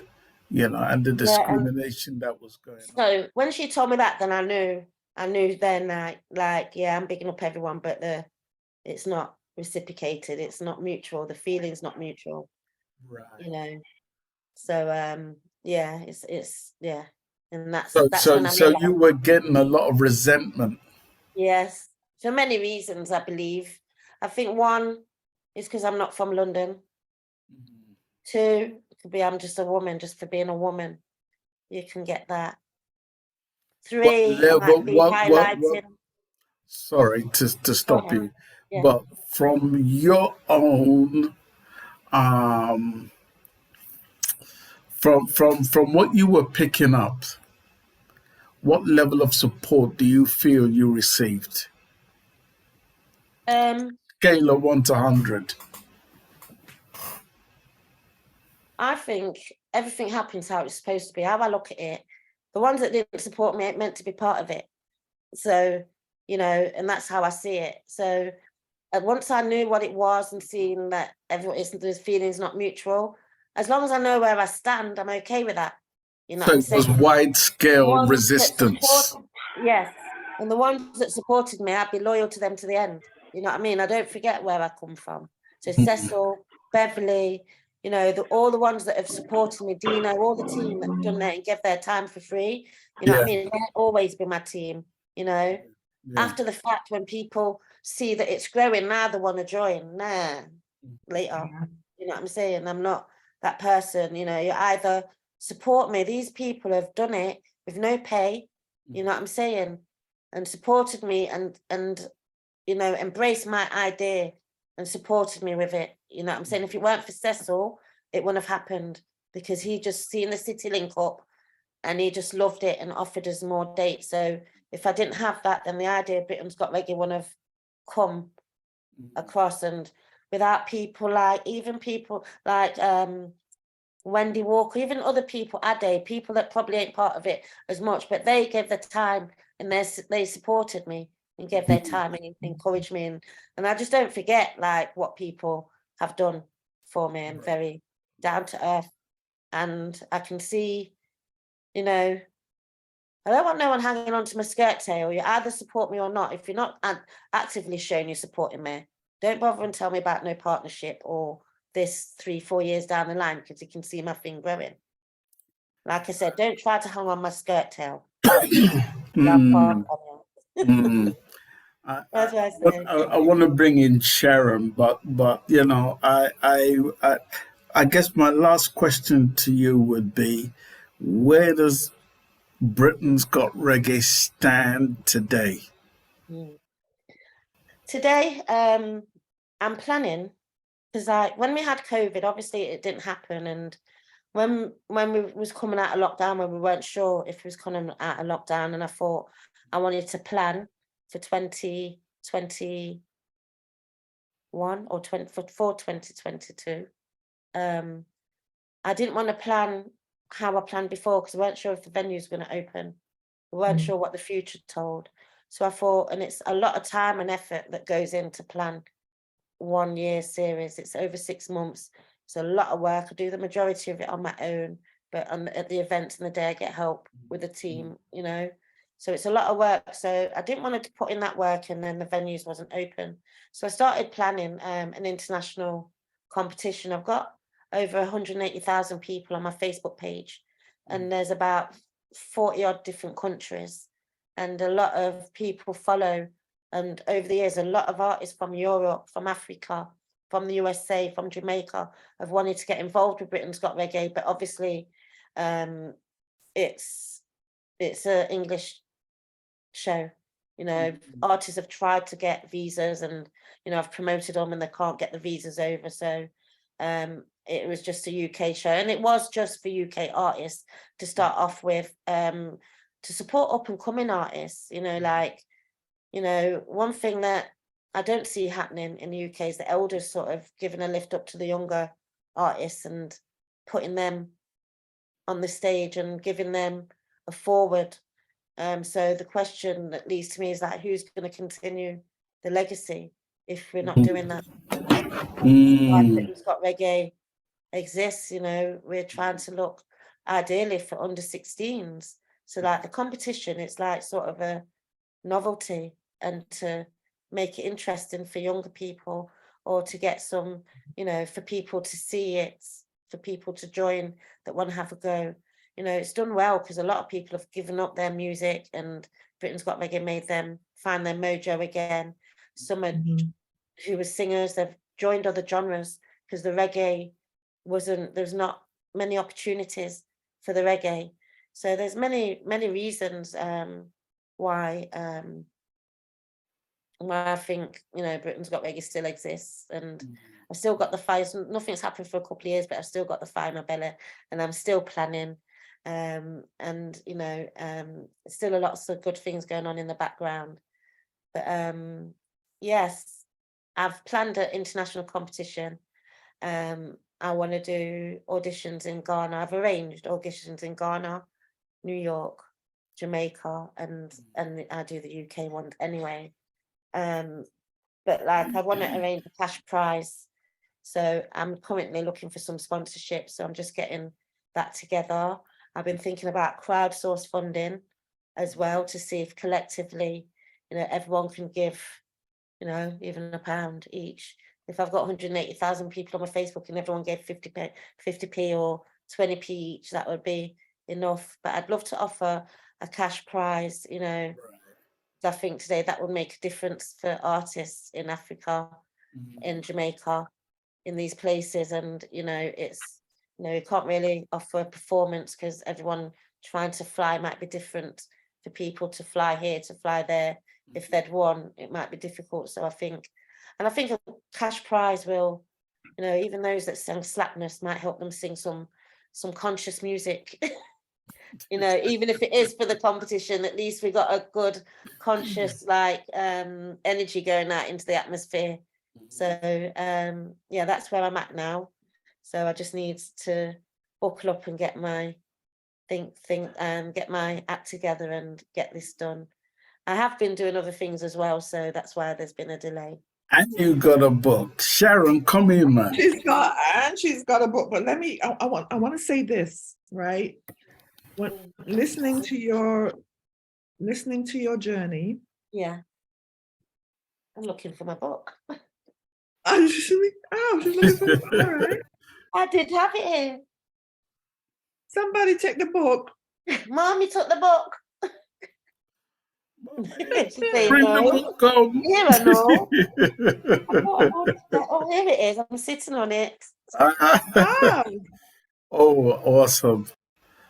That is the wonderful. raising Okay, of so 140. Is it backwards? 4,000. No, it's actually, no, we can see it. Okay. Yeah, that's good. That's good. Yeah, it's not my whole book. It's a collaboration book. So a couple of years ago, I put on LinkedIn, I've always known I wanted to write my story. My friends from a teenage said, you need to write these stories, because I've been through some things where you'd think, did she really go through that? And they're eye-opening. So from long time, people said, you're going to write your book. And I've always said, yes, I'm going to one day. And like time sort of, you know, goes, and I'm thinking I'm 50 now. So like thinking I need to get that book done. I don't want to miss the opportunity and anything to happen to me before I could write the book. You know what I'm saying? So I put on LinkedIn and I can see my colleague has just joined. He's just woke up. He does night, so he's just woke up. And I was going big up Bar. I put up on LinkedIn that I'd like to write a book. Is there any authors that can help me? So he messaged, he got back to me, and well, a few people got back to me, but he was the first one. But after speaking to him, I knew I didn't have to look no further. You know, when you just feel, you know, you just feel aligned to somebody. Yes. And he offered a lot. He weren't offering talking about money or anything, you know what I'm saying? So I was asking all the questions, and he just made me feel secure. So yeah, so he just coached me around. I had a lot of insecurities around writing as well, because at university they said, "Oh, you're writing in a journalistic way." I'm thinking, I write how I write, you know, like, you know, is there a law now how you have to write into a box? I've not studied a journalist and studied how they write. I just express or write how I like, and I think people should be left to express and how they like, and I feel really strongly about that. So I lost a bit of confidence. So Bar he built my confidence a bit, and you know, and I told him some of my stories, and you think, bloody hell, you're gonna be great, like, because he's shocked by my stories. So he took me under his wing, and then like you know, it took me a while to get started writing the book. And once I started, I couldn't stop. I wrote it. Then he says a couple of changes. I look at it again, and I do it all over again. Like it's begging me, don't touch it. Don't look at it. Just leave it as it is. Because every time I looked at it, I wanted to perfect it and add more and change this and change that. The more I looked, the more I saw. And I thought, this is never going to get done, because it was going on like that for a while. And then he asked me if I wanted to join to be a director, because he saw some of my skills in that, and I said yes. So there's 7 of us spanning, I think it's 5 continents. So I think Nigeria, USA, there was Jamaica, but we had to let a couple go, so they're not pulling their weight. I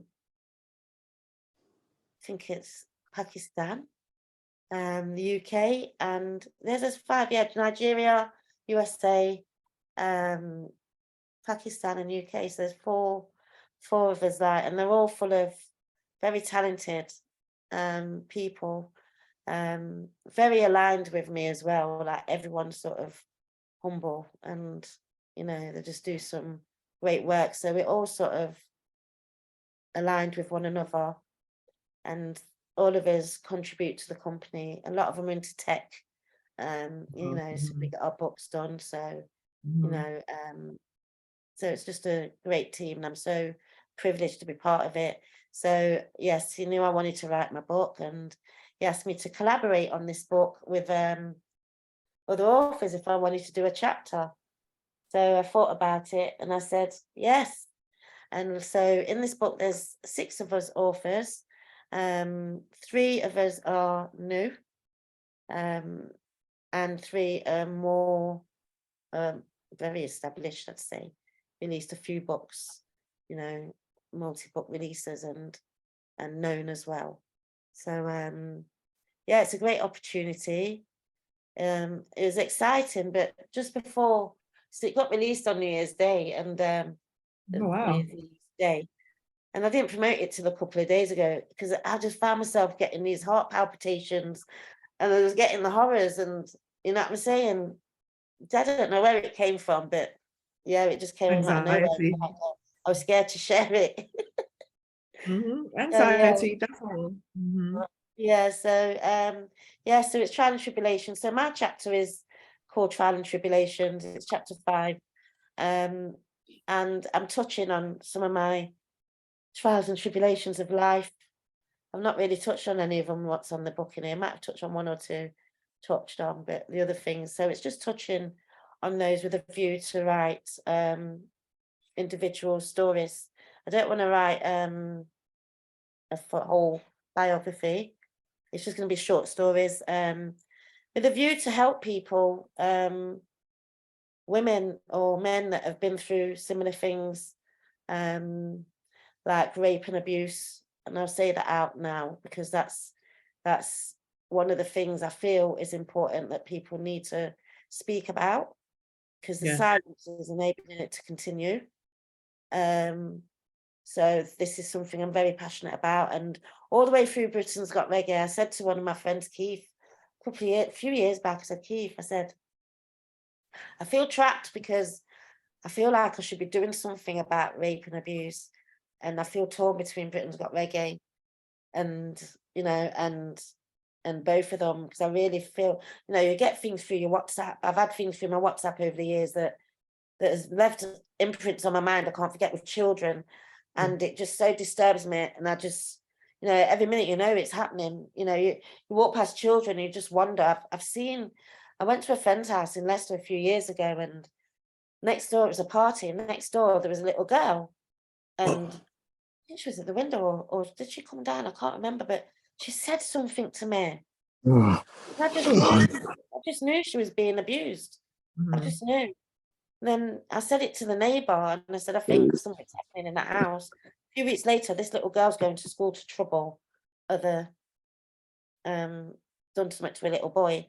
So yes, it did. And then they found out that the mother was actually 14 when this big man had bred her, and bred her how much time. So yes, I was right. So I know this thing is rife, and I think it's really important to speak about it. And I'm going to speak.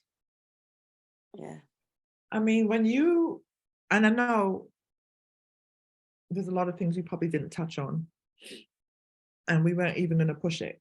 But basically, you know, what you went through, even when you were inside, it seems to be how I honestly view it. You were, again, as tough as it was to be in there, you were growing and getting prepared for all of this, what you're doing, because while you were in there, you really could have kept to yourself. However, where you saw somebody needed help, you were willing to help, where you were the spokesperson for that group of people. You know what I'm saying? That's what speaks to me, is that you were being groomed, not knowing you were being groomed. It was just your natural personality. For everything that you went through with the color and the discrimination and all of that, you really could have just kept to yourself, like, I ain't business, but you didn't. So this journey, to me, has led you to where you are, which is why you've been successful. Putting aside the trials and tribulations and people trying to sue you and all of that, that's just jealous people. You know what I'm saying? When people see you doing well, like, well, I thought about that too. And why didn't you do something about it? Yes, they will come for you. One of my sisters rang me up when I just started, and she says, Cyrlene, this thing in Nottingham, this girl said to me that this Nottingham girl said, I stole her idea. I said, who's this girl? They said, so you know, I know. I said, did I sit down and have a conversation with her? She says, no. So how did I steal her idea out of her brain then? You know, how did it? People might have had an idea, but are you doing anything? Are you acting on it? Yeah, you know, you didn't do anything with it. Precisely my point. You know, why did you do something about it then? Idea. It's like these people that took me to court. The second one's like, you know, they said I took their idea and ran with it. Where are you? Where can I see? Like, you know, I've got emails. You know, they didn't have no emails. They had no evidence. They didn't even have, you know, they said they registered the business on the 30th of January 2015. I had my first event the day before. So you're still late, you know, and I've got emails from 2000. Either way, yeah, still late. Still, they will come for you, but you have been the driving force, your own driving force. Yes, other people along the way that's helped you, but you are a driving force that I don't even think you know that you're the driving force. You are a staple.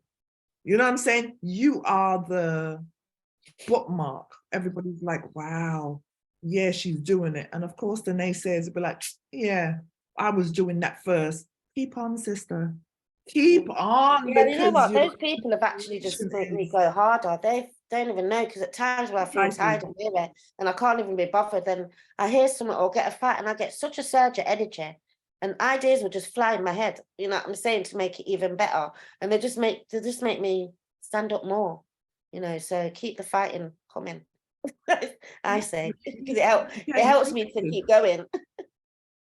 Well, that's what it is. You have, let me see. So we're 2023, 2021, Black Award for Best Online TV. How did that make you feel? That made me feel good. Yeah, it's nice to be recognised. It is really nice to be recognised. Yeah. And Naomi's in here that nominated me, my friend. Yeah. Oh, yes, for that. 2023, we have just embarked on 2023. You have a national open, the Women's Award for Outstanding Women in Arts, Media and Music. Yeah. Can you tell us about that? That was nominated last year, but I think it's for this year. I think they do it a year in the back. Okay. I think it's a lady from Leicester that does it, but they've got, I don't live in Leicester, so I'm not thinking, but they have had an international one as well. So I was nominated by Bar, is in this group as well, the person that with Golden Child Promotion Publishing is the sort of is the glue to the team, I call. He nominated me, so I think we'll know this year if I've won. Yay, we're gonna all keep watching that because we're pushing for you. You have to. It's the recognition for everything. Yeah, it is. You know what I'm saying? It's everything. Everything encompassing what you've been through. Using that to propel you to the next level. You know what I mean? You may not have even been thinking about that's how it works, but that's what you did. So it is important for people to know your story and know your journey. For those still struggling, it's abuse, probably went inside, all these things for some people still struggling. Yeah. You are a testimony to that. This is part of the book as well. The Golden Child Publishing, I've got a beautiful website and it's telling me off because I've took my services off because my service is going to be to help those people that are going through those things. I don't know if it's going to be via a group, by a session, by workshops, or I'm going to put a program together. But that is the view to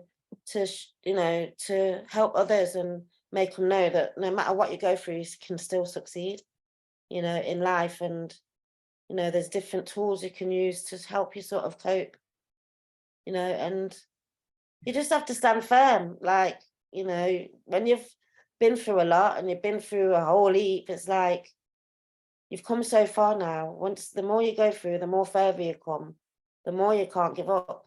You've been through all that, you've been there, done that. The song Mary Mary comes into mind. I Can't Give Up Now. I don't know if you know that song. That was a song in my life. That song there, that just says it all. That's what I play along and have a little cry to. Yeah, well, that's what it is. Us at SPRB stand firm on supporting those who are going through the trials and tribulations, the stresses, which is just, it's a mental crisis going on all over. And for those people, just like you said, you got to stand firm. Some of them don't have anybody around them to push them to stand firm, and then they opt the easy way out. Exactly. You know what I'm saying? And with what you're doing, and I think it's certain things I saw you doing, on LinkedIn and all of that, supporting people. If you touch one, you've done your job. Somebody else will touch the other. You know what I'm saying? That's what I see with you. But for what you're doing, especially in England, it's a big deal. Here in America, it's a crisis at all age levels. At all age levels. Even there are times when, I think this is a question that 10 Star asked you, with everything that you were going through, did you have counseling? You tried them. It's the same thing with people here too. If you are not, you could be a counselor, you could have how many degrees behind you. If you're not able to reach that individual on a mental, you're not helping them.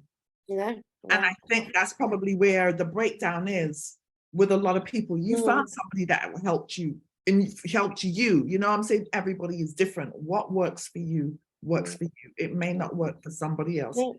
You know what I mean? The one woman that did help me, but I think ultimately you got to help yourself. Yeah. You know, it's got to come from you. You know, you can't rely on and think that counselling is going to help you. It can't be there 24/7, and you're not going to just, you know, you're going to get your triggers. You know, you might finish your counselling. I mean, with me, every counselling I've had some big problems going on. So the counselling's been about the problem at the time, and I've never been able to go to deal with the problem in the back. Right. If you know what I mean. Yeah, so that it's always been some madness. You have to wait so long, you have to wait a year. By the time I've got another trauma going on. So the counsel's about that, and I've not been able to dig.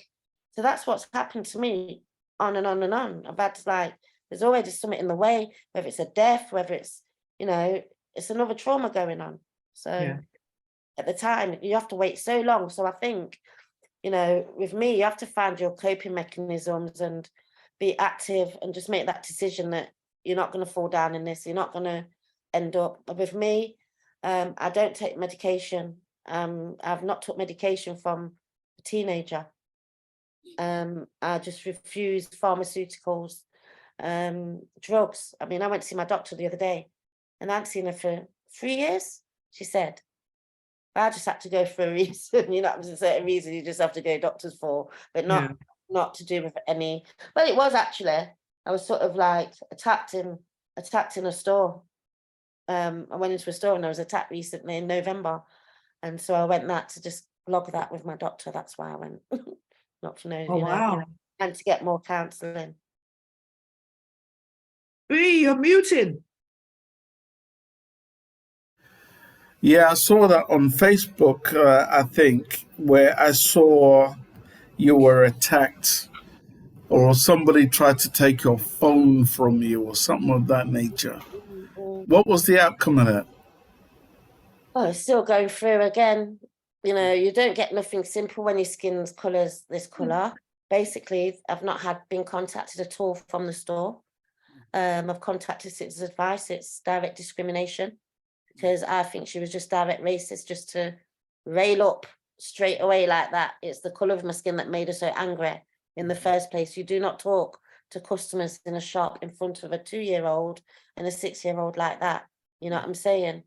And my friend just said, basically, let's leave the shop. And the woman said, I don't like how this woman's looking at me. The woman just, what you say? It is my daughter. It is my daughter. She just started shouting like that. But oh my gosh, my friend left with the children immediately. I've got the push chair, because I had the push chair anyway, because the 2-year-old was running around. I just pushed the empty push chair. So I was saying to the woman, you can't speak to people like that. With customers always right. You can't. And I picked up my phone and said, I should take a picture of you. Oh my gosh, you told me to pick up my phone.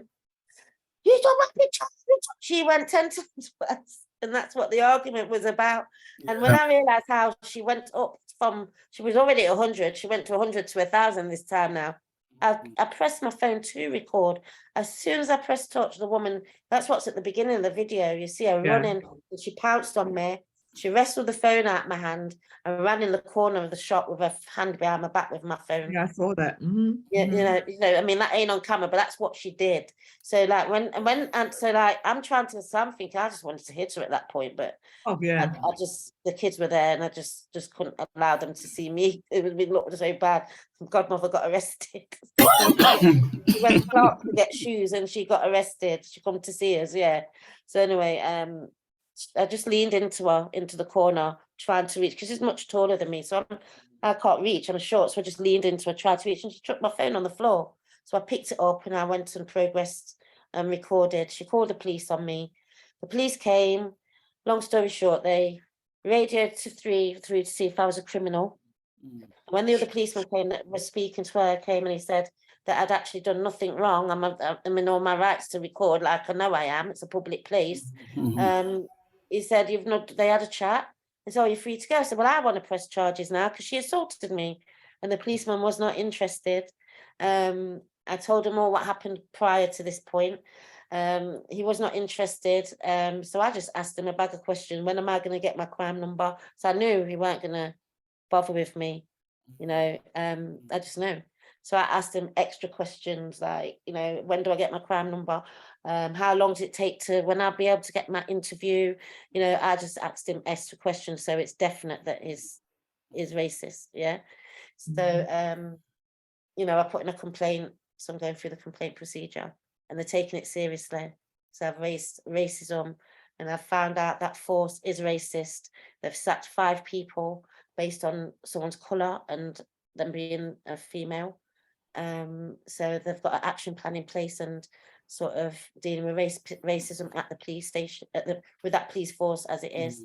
So, and I've got my friend, she's a lawyer. She's in her 3rd year. She's been accepted from the bar, and we're going to do it together. So she's so happy I'm going through with it. She's told me that she's taking it criminal. People, I've got it citizens advice. They're talking about county court. She says, no, we're going to a magistrate, for the assault for the woman. It's criminal damage. It's robbery. It's common assault. It's assault, and it's direct discrimination. Need to be taught a lesson. I would be taking the police personally, not the force, because people do it wrong. Personally, because they're their own entity. The police are their own corporation individually. So I'll be taking the police in.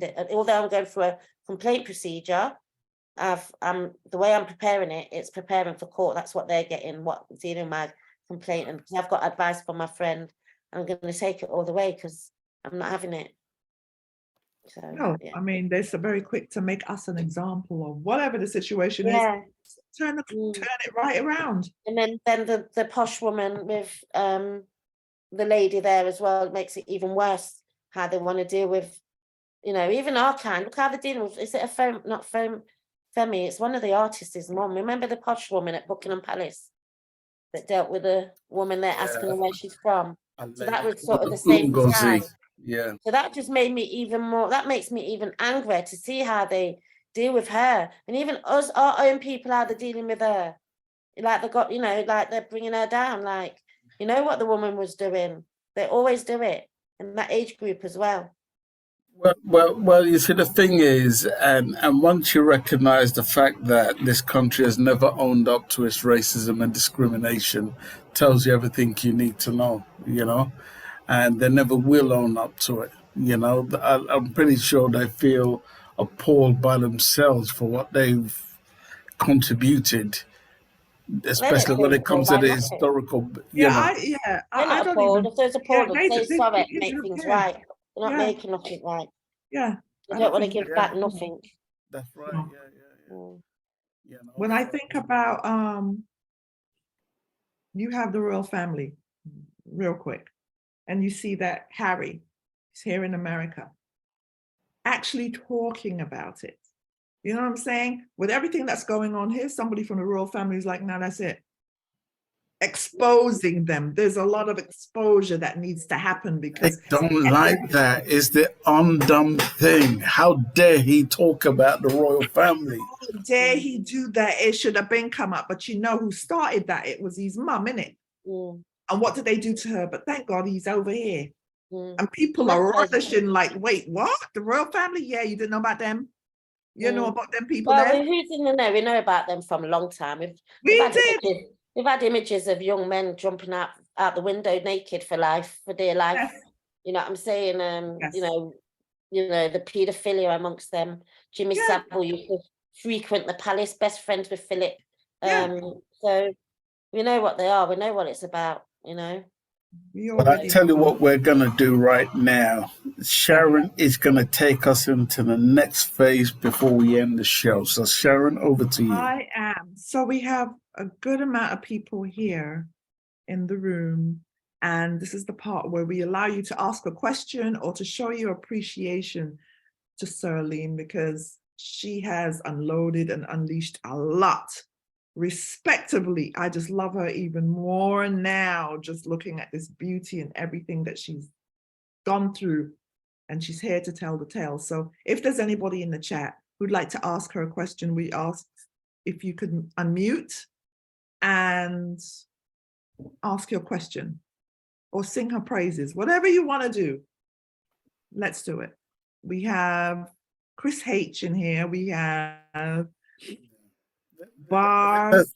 Just let anybody who wants to say something, now is your time to do so. Yeah, and you're not under no obligation to do so. If you'd like to ask a Hello. question. Hello. Hi, this is Charmaine. Cheryl must have known me from Nottingham. I just want to big her up and tell her well done. She's a strong Black woman.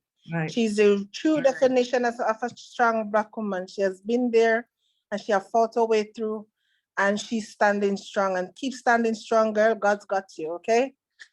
Thank you. Thank you. Oh. Thank you very much, Charmaine.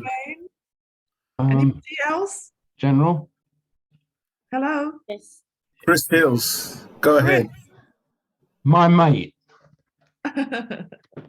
We've shared these stories so much. I really do appreciate working with Cyrlene. So she knows that. She's a wonderful girl. Yeah. And I think people should have learned a lot from this interview because her strength and her ability to overcome all those problems and move forward. And you know what? You can't slow down her ideas either. They're constantly going, aren't they, darling? Yeah. But love you to bits. I love you. Thank you, Chris. Thank you, Chris. Making me And cry. for anybody who doesn't know, Chris Hills is my old pal. We used to do shows together on Stockade Radio. So thank you, Chris. Yeah. Anybody else? Anybody else would like to say anything? Okay, so basically. Hello. Hello. Hi. Go ahead. You can hear me? Yes, we can hear you. Okay, my name is Tanai. Cyrlene knows me. You didn't Very talk well. about short bus management. Yes, Sharp Bus. We call her Sharp Bus, you know. I just have to big up Cyrlene, man. I've known Cyrlene a long time. Me and Cyrlene work together. And yes, you've heard some of her story. She's been through a lot. And as I'll reiterate what the man said earlier, what the woman said earlier, she is a definition of a strong Black woman.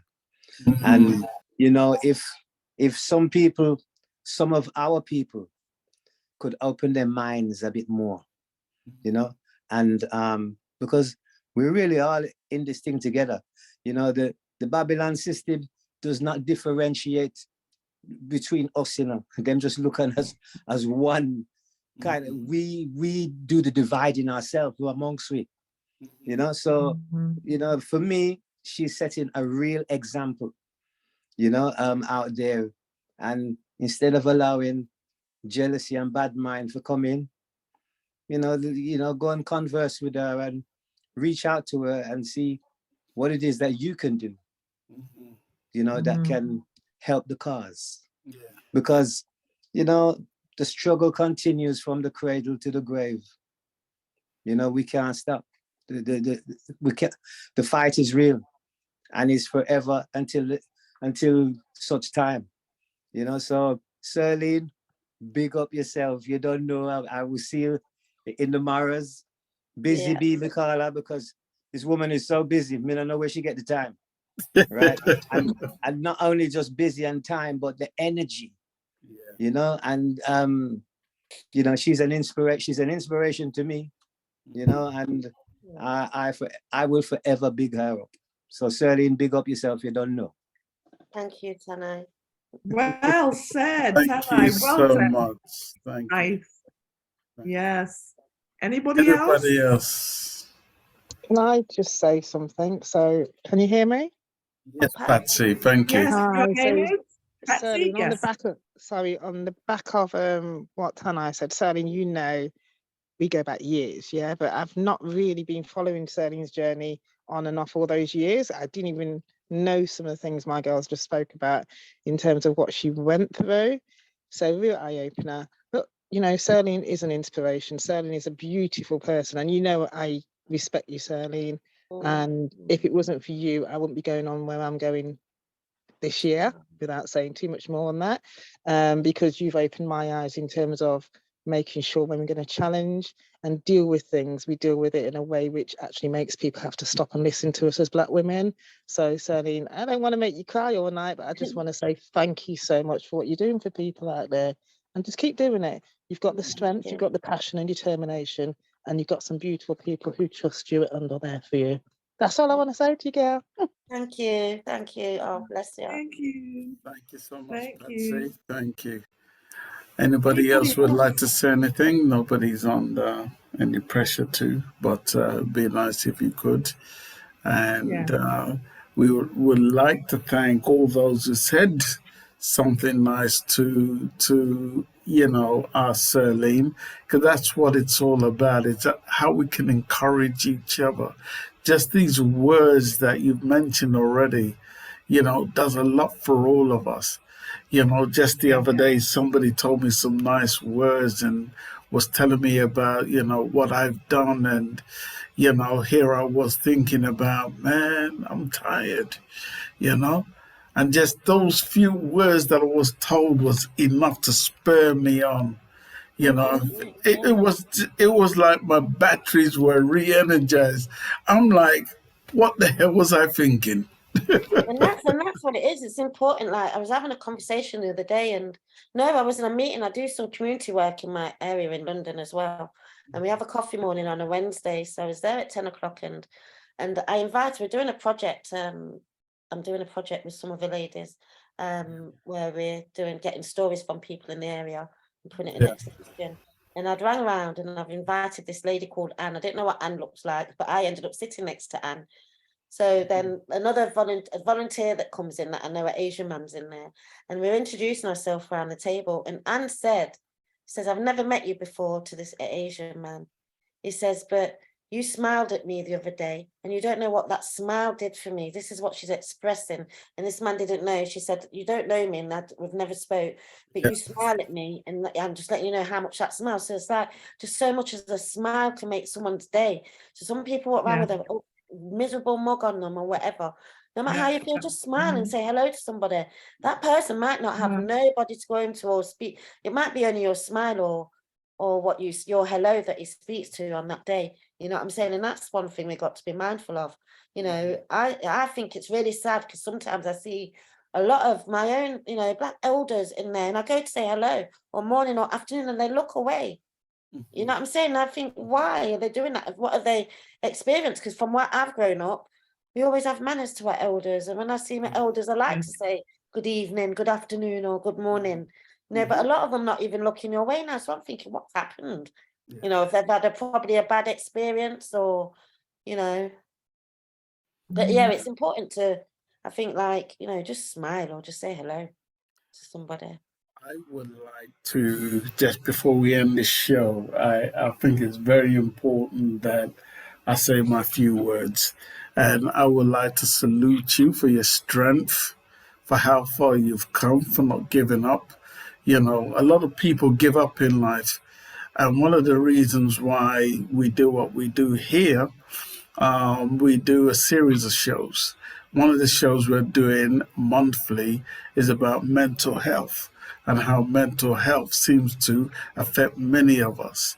I've had quite a few who've, stood on the table, put a rope around their neck and jumped off and hanged themselves, left wondering why these individuals have done so. Is because, we seem to be a race that are not talking to each other. We don't interact with each other. It's like, if I tell my story, it shows weakness, And I think one thing we have to do is learn how to interact and talk and talk intelligently and encourage each other.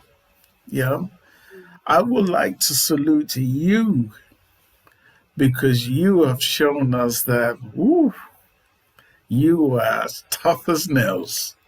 I had no choice. Where many a person would have just given up and just ended it. No, don't get me wrong. I've been there. You know what I'm saying? I've been there Many 3 of times. us have. Many of us. Listen, we've all had our weak That's moments. not the way out, though. I learned the last time. That isn't the one. that isn't the one. You're here for a purpose. There you go. And I think we've all had our weak moments, and that you're a testament to your own strength. I would like to salute you. Thank you for telling your story here. Thank you. I would encourage everyone to please invest in her book. I'm going to get myself a copy online, and I am going to read Remember, it. it's not my book. Remember, it's a chapter in the book. There's 6 of us to this book, and We're going to read your chapter. I read the book, and it amazes me that like we're all different people.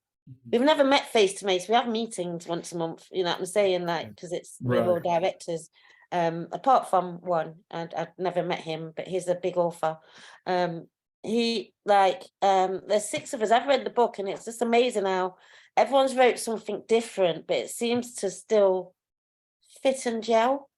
You know what I'm saying? It still sort of gels, and I think it's a really good book. Not just my chapter, all of the chapters. I would like to read to you what Patsy says. She says, "Sis, take the praise. You are a true inspiration." Take it. Take it. And I'm really bad. I'm really bad at taking compliments. I know I am. We see that. You know what's funny? We could see that because you just think, oh, okay, and I get it. I really am.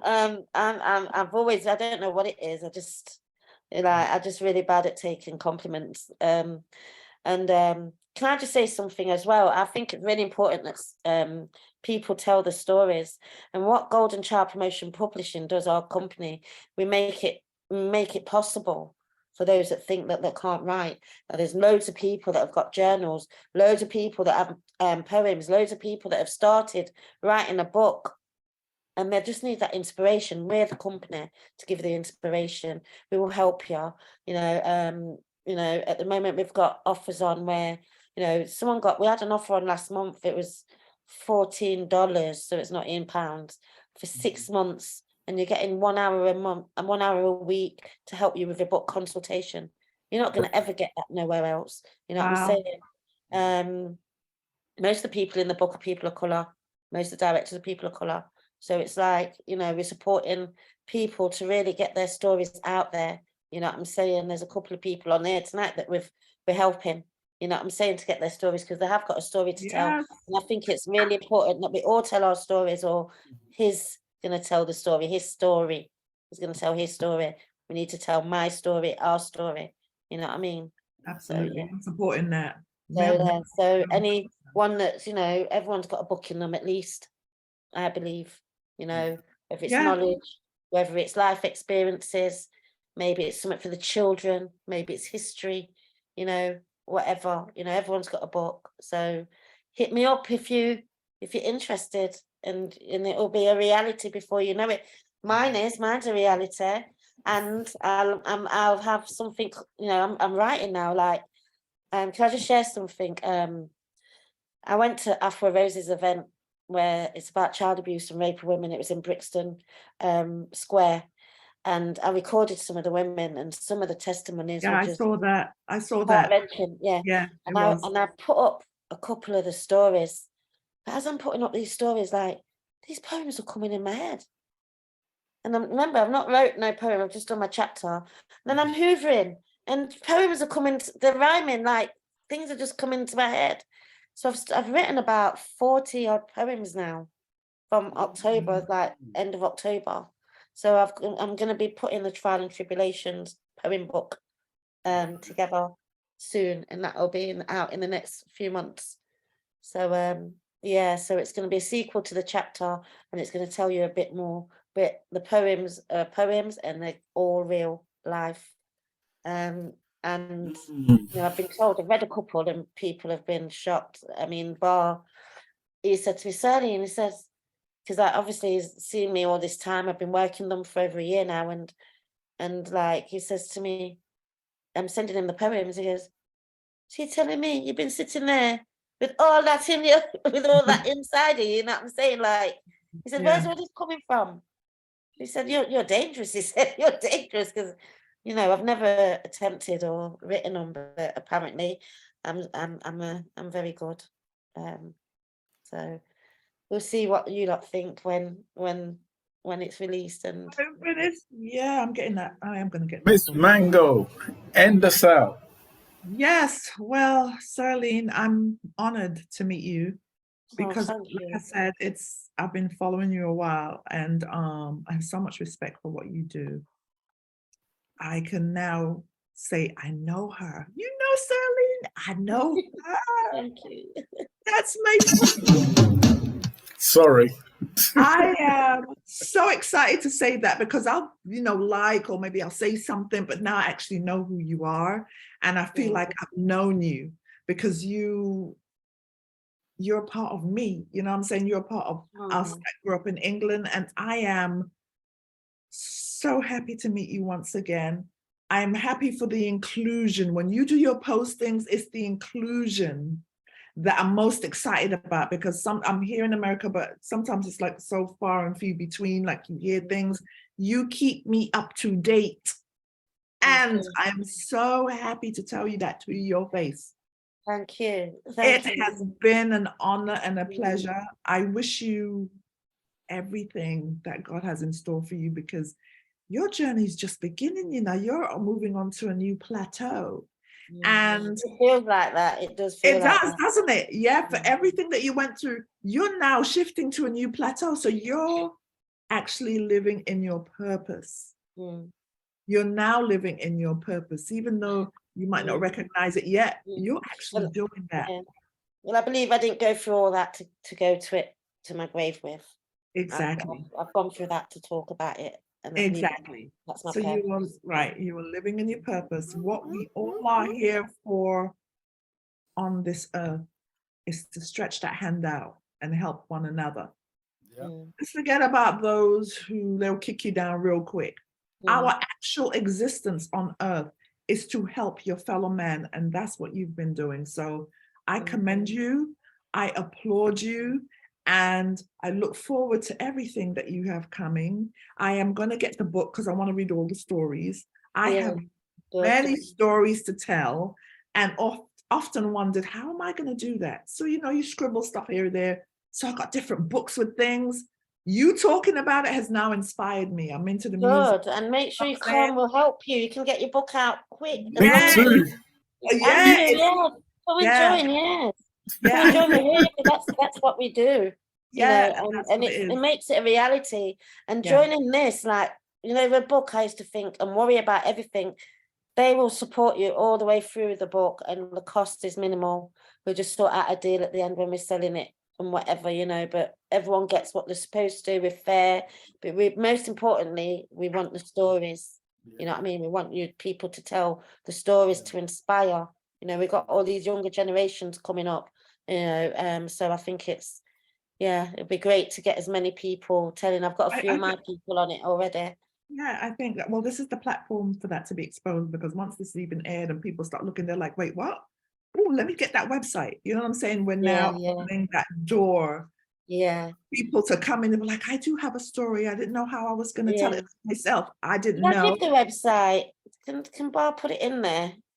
It's Golden Child Promotions Publishing. Golden Child Promotion, right? Yeah. Golden Child Promotions Publishing. Yeah. Publishing. Yeah. If I was on my phone, I could, but I'm on my laptop. But maybe Bars fell asleep. I don't know. But I was hoping I could put it in the group. But it's Golden Child Promotion Publishing. You can follow me. If you go on my Britain's Got Reggae page, I've got a little. It's not a link tree. It's better than link tree. You can press on there, and it brings up all what I do. So it'll bring up the Britain's Got Reggae. It'll bring up the Golden Child and the contacts and that. So you can contact and ask me through there. If you want some support in writing your book. Yeah. Well, thank you so much. Cyrlene, thank you. Sharon, end us out. Again. End us out. Everybody in the room, thank you for your contributions and expressing how you felt about Cyrlene. She now knows, obviously, she's not one that takes to kind words. She kind of shies away, but I'm so happy that you all told her Yes, it brought tears to your eyes, but now you know your importance. I want to thank each and everyone in the room for supporting today, supporting us and supporting Cyrlene. Cyrlene. Right. So we've done that. The chant, the Cyrlene chant, it's real. And again, thank you guys for the next week. I'm not sure who's coming up next week. Tomorrow is our meeting. I think next week we have Motown coming to town, right? Yes, Motown's coming. That's right. Motown. We have some Motown legends coming to the show, so you can be part of that show too, so join us. Oh yeah, that's going to be, yes. I think that's on Sunday, right? It's on the 22nd, yes? Oh yeah. Someone come the 21st, I think that's Lascelles. Lascelles Douglas, an amazing artist we just found out about, but that he's been around for a while, but a powerful voice. Yeah. So join us next week. We'll be here, same time, same place, Cyrlene. Okay. 10-star Thank you so salute. much for having me. Thank you so much. I appreciate it. Thanks everyone for the kind words. So, yes. I'll be in touch with you too. Now it's my new links. Just link me with Cyrlene. And the website is gcpp.gold. Yes. For real. Yeah. There you go. I tell you what, this tune speaks to Cyrlene. We're going to get out of here. It's called Onward by Sugar. And we love Sugar like sugar. Right. Fighting for a cause, no retreat, me we fight every day. There's a message under my skin, and not to guide the way. Alright, survivors are real African, might be down, but tell them can't hold we for long. We are rise from the ash and a bun Babylon. Tell your friend them to move and go long. We come from the Amazon, soldier in a army, 10,000 strong lioness on the rise, and them can't stop your plan. Ambitious missionary, they in a diggity plan. Love of my religion, me not have dirty heart, me not follow tradition. Racial segregation divide the nation, so me come. Bless up, mama. Yes, children on the shore.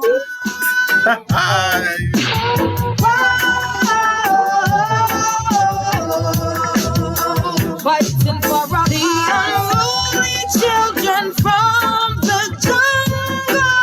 Every day.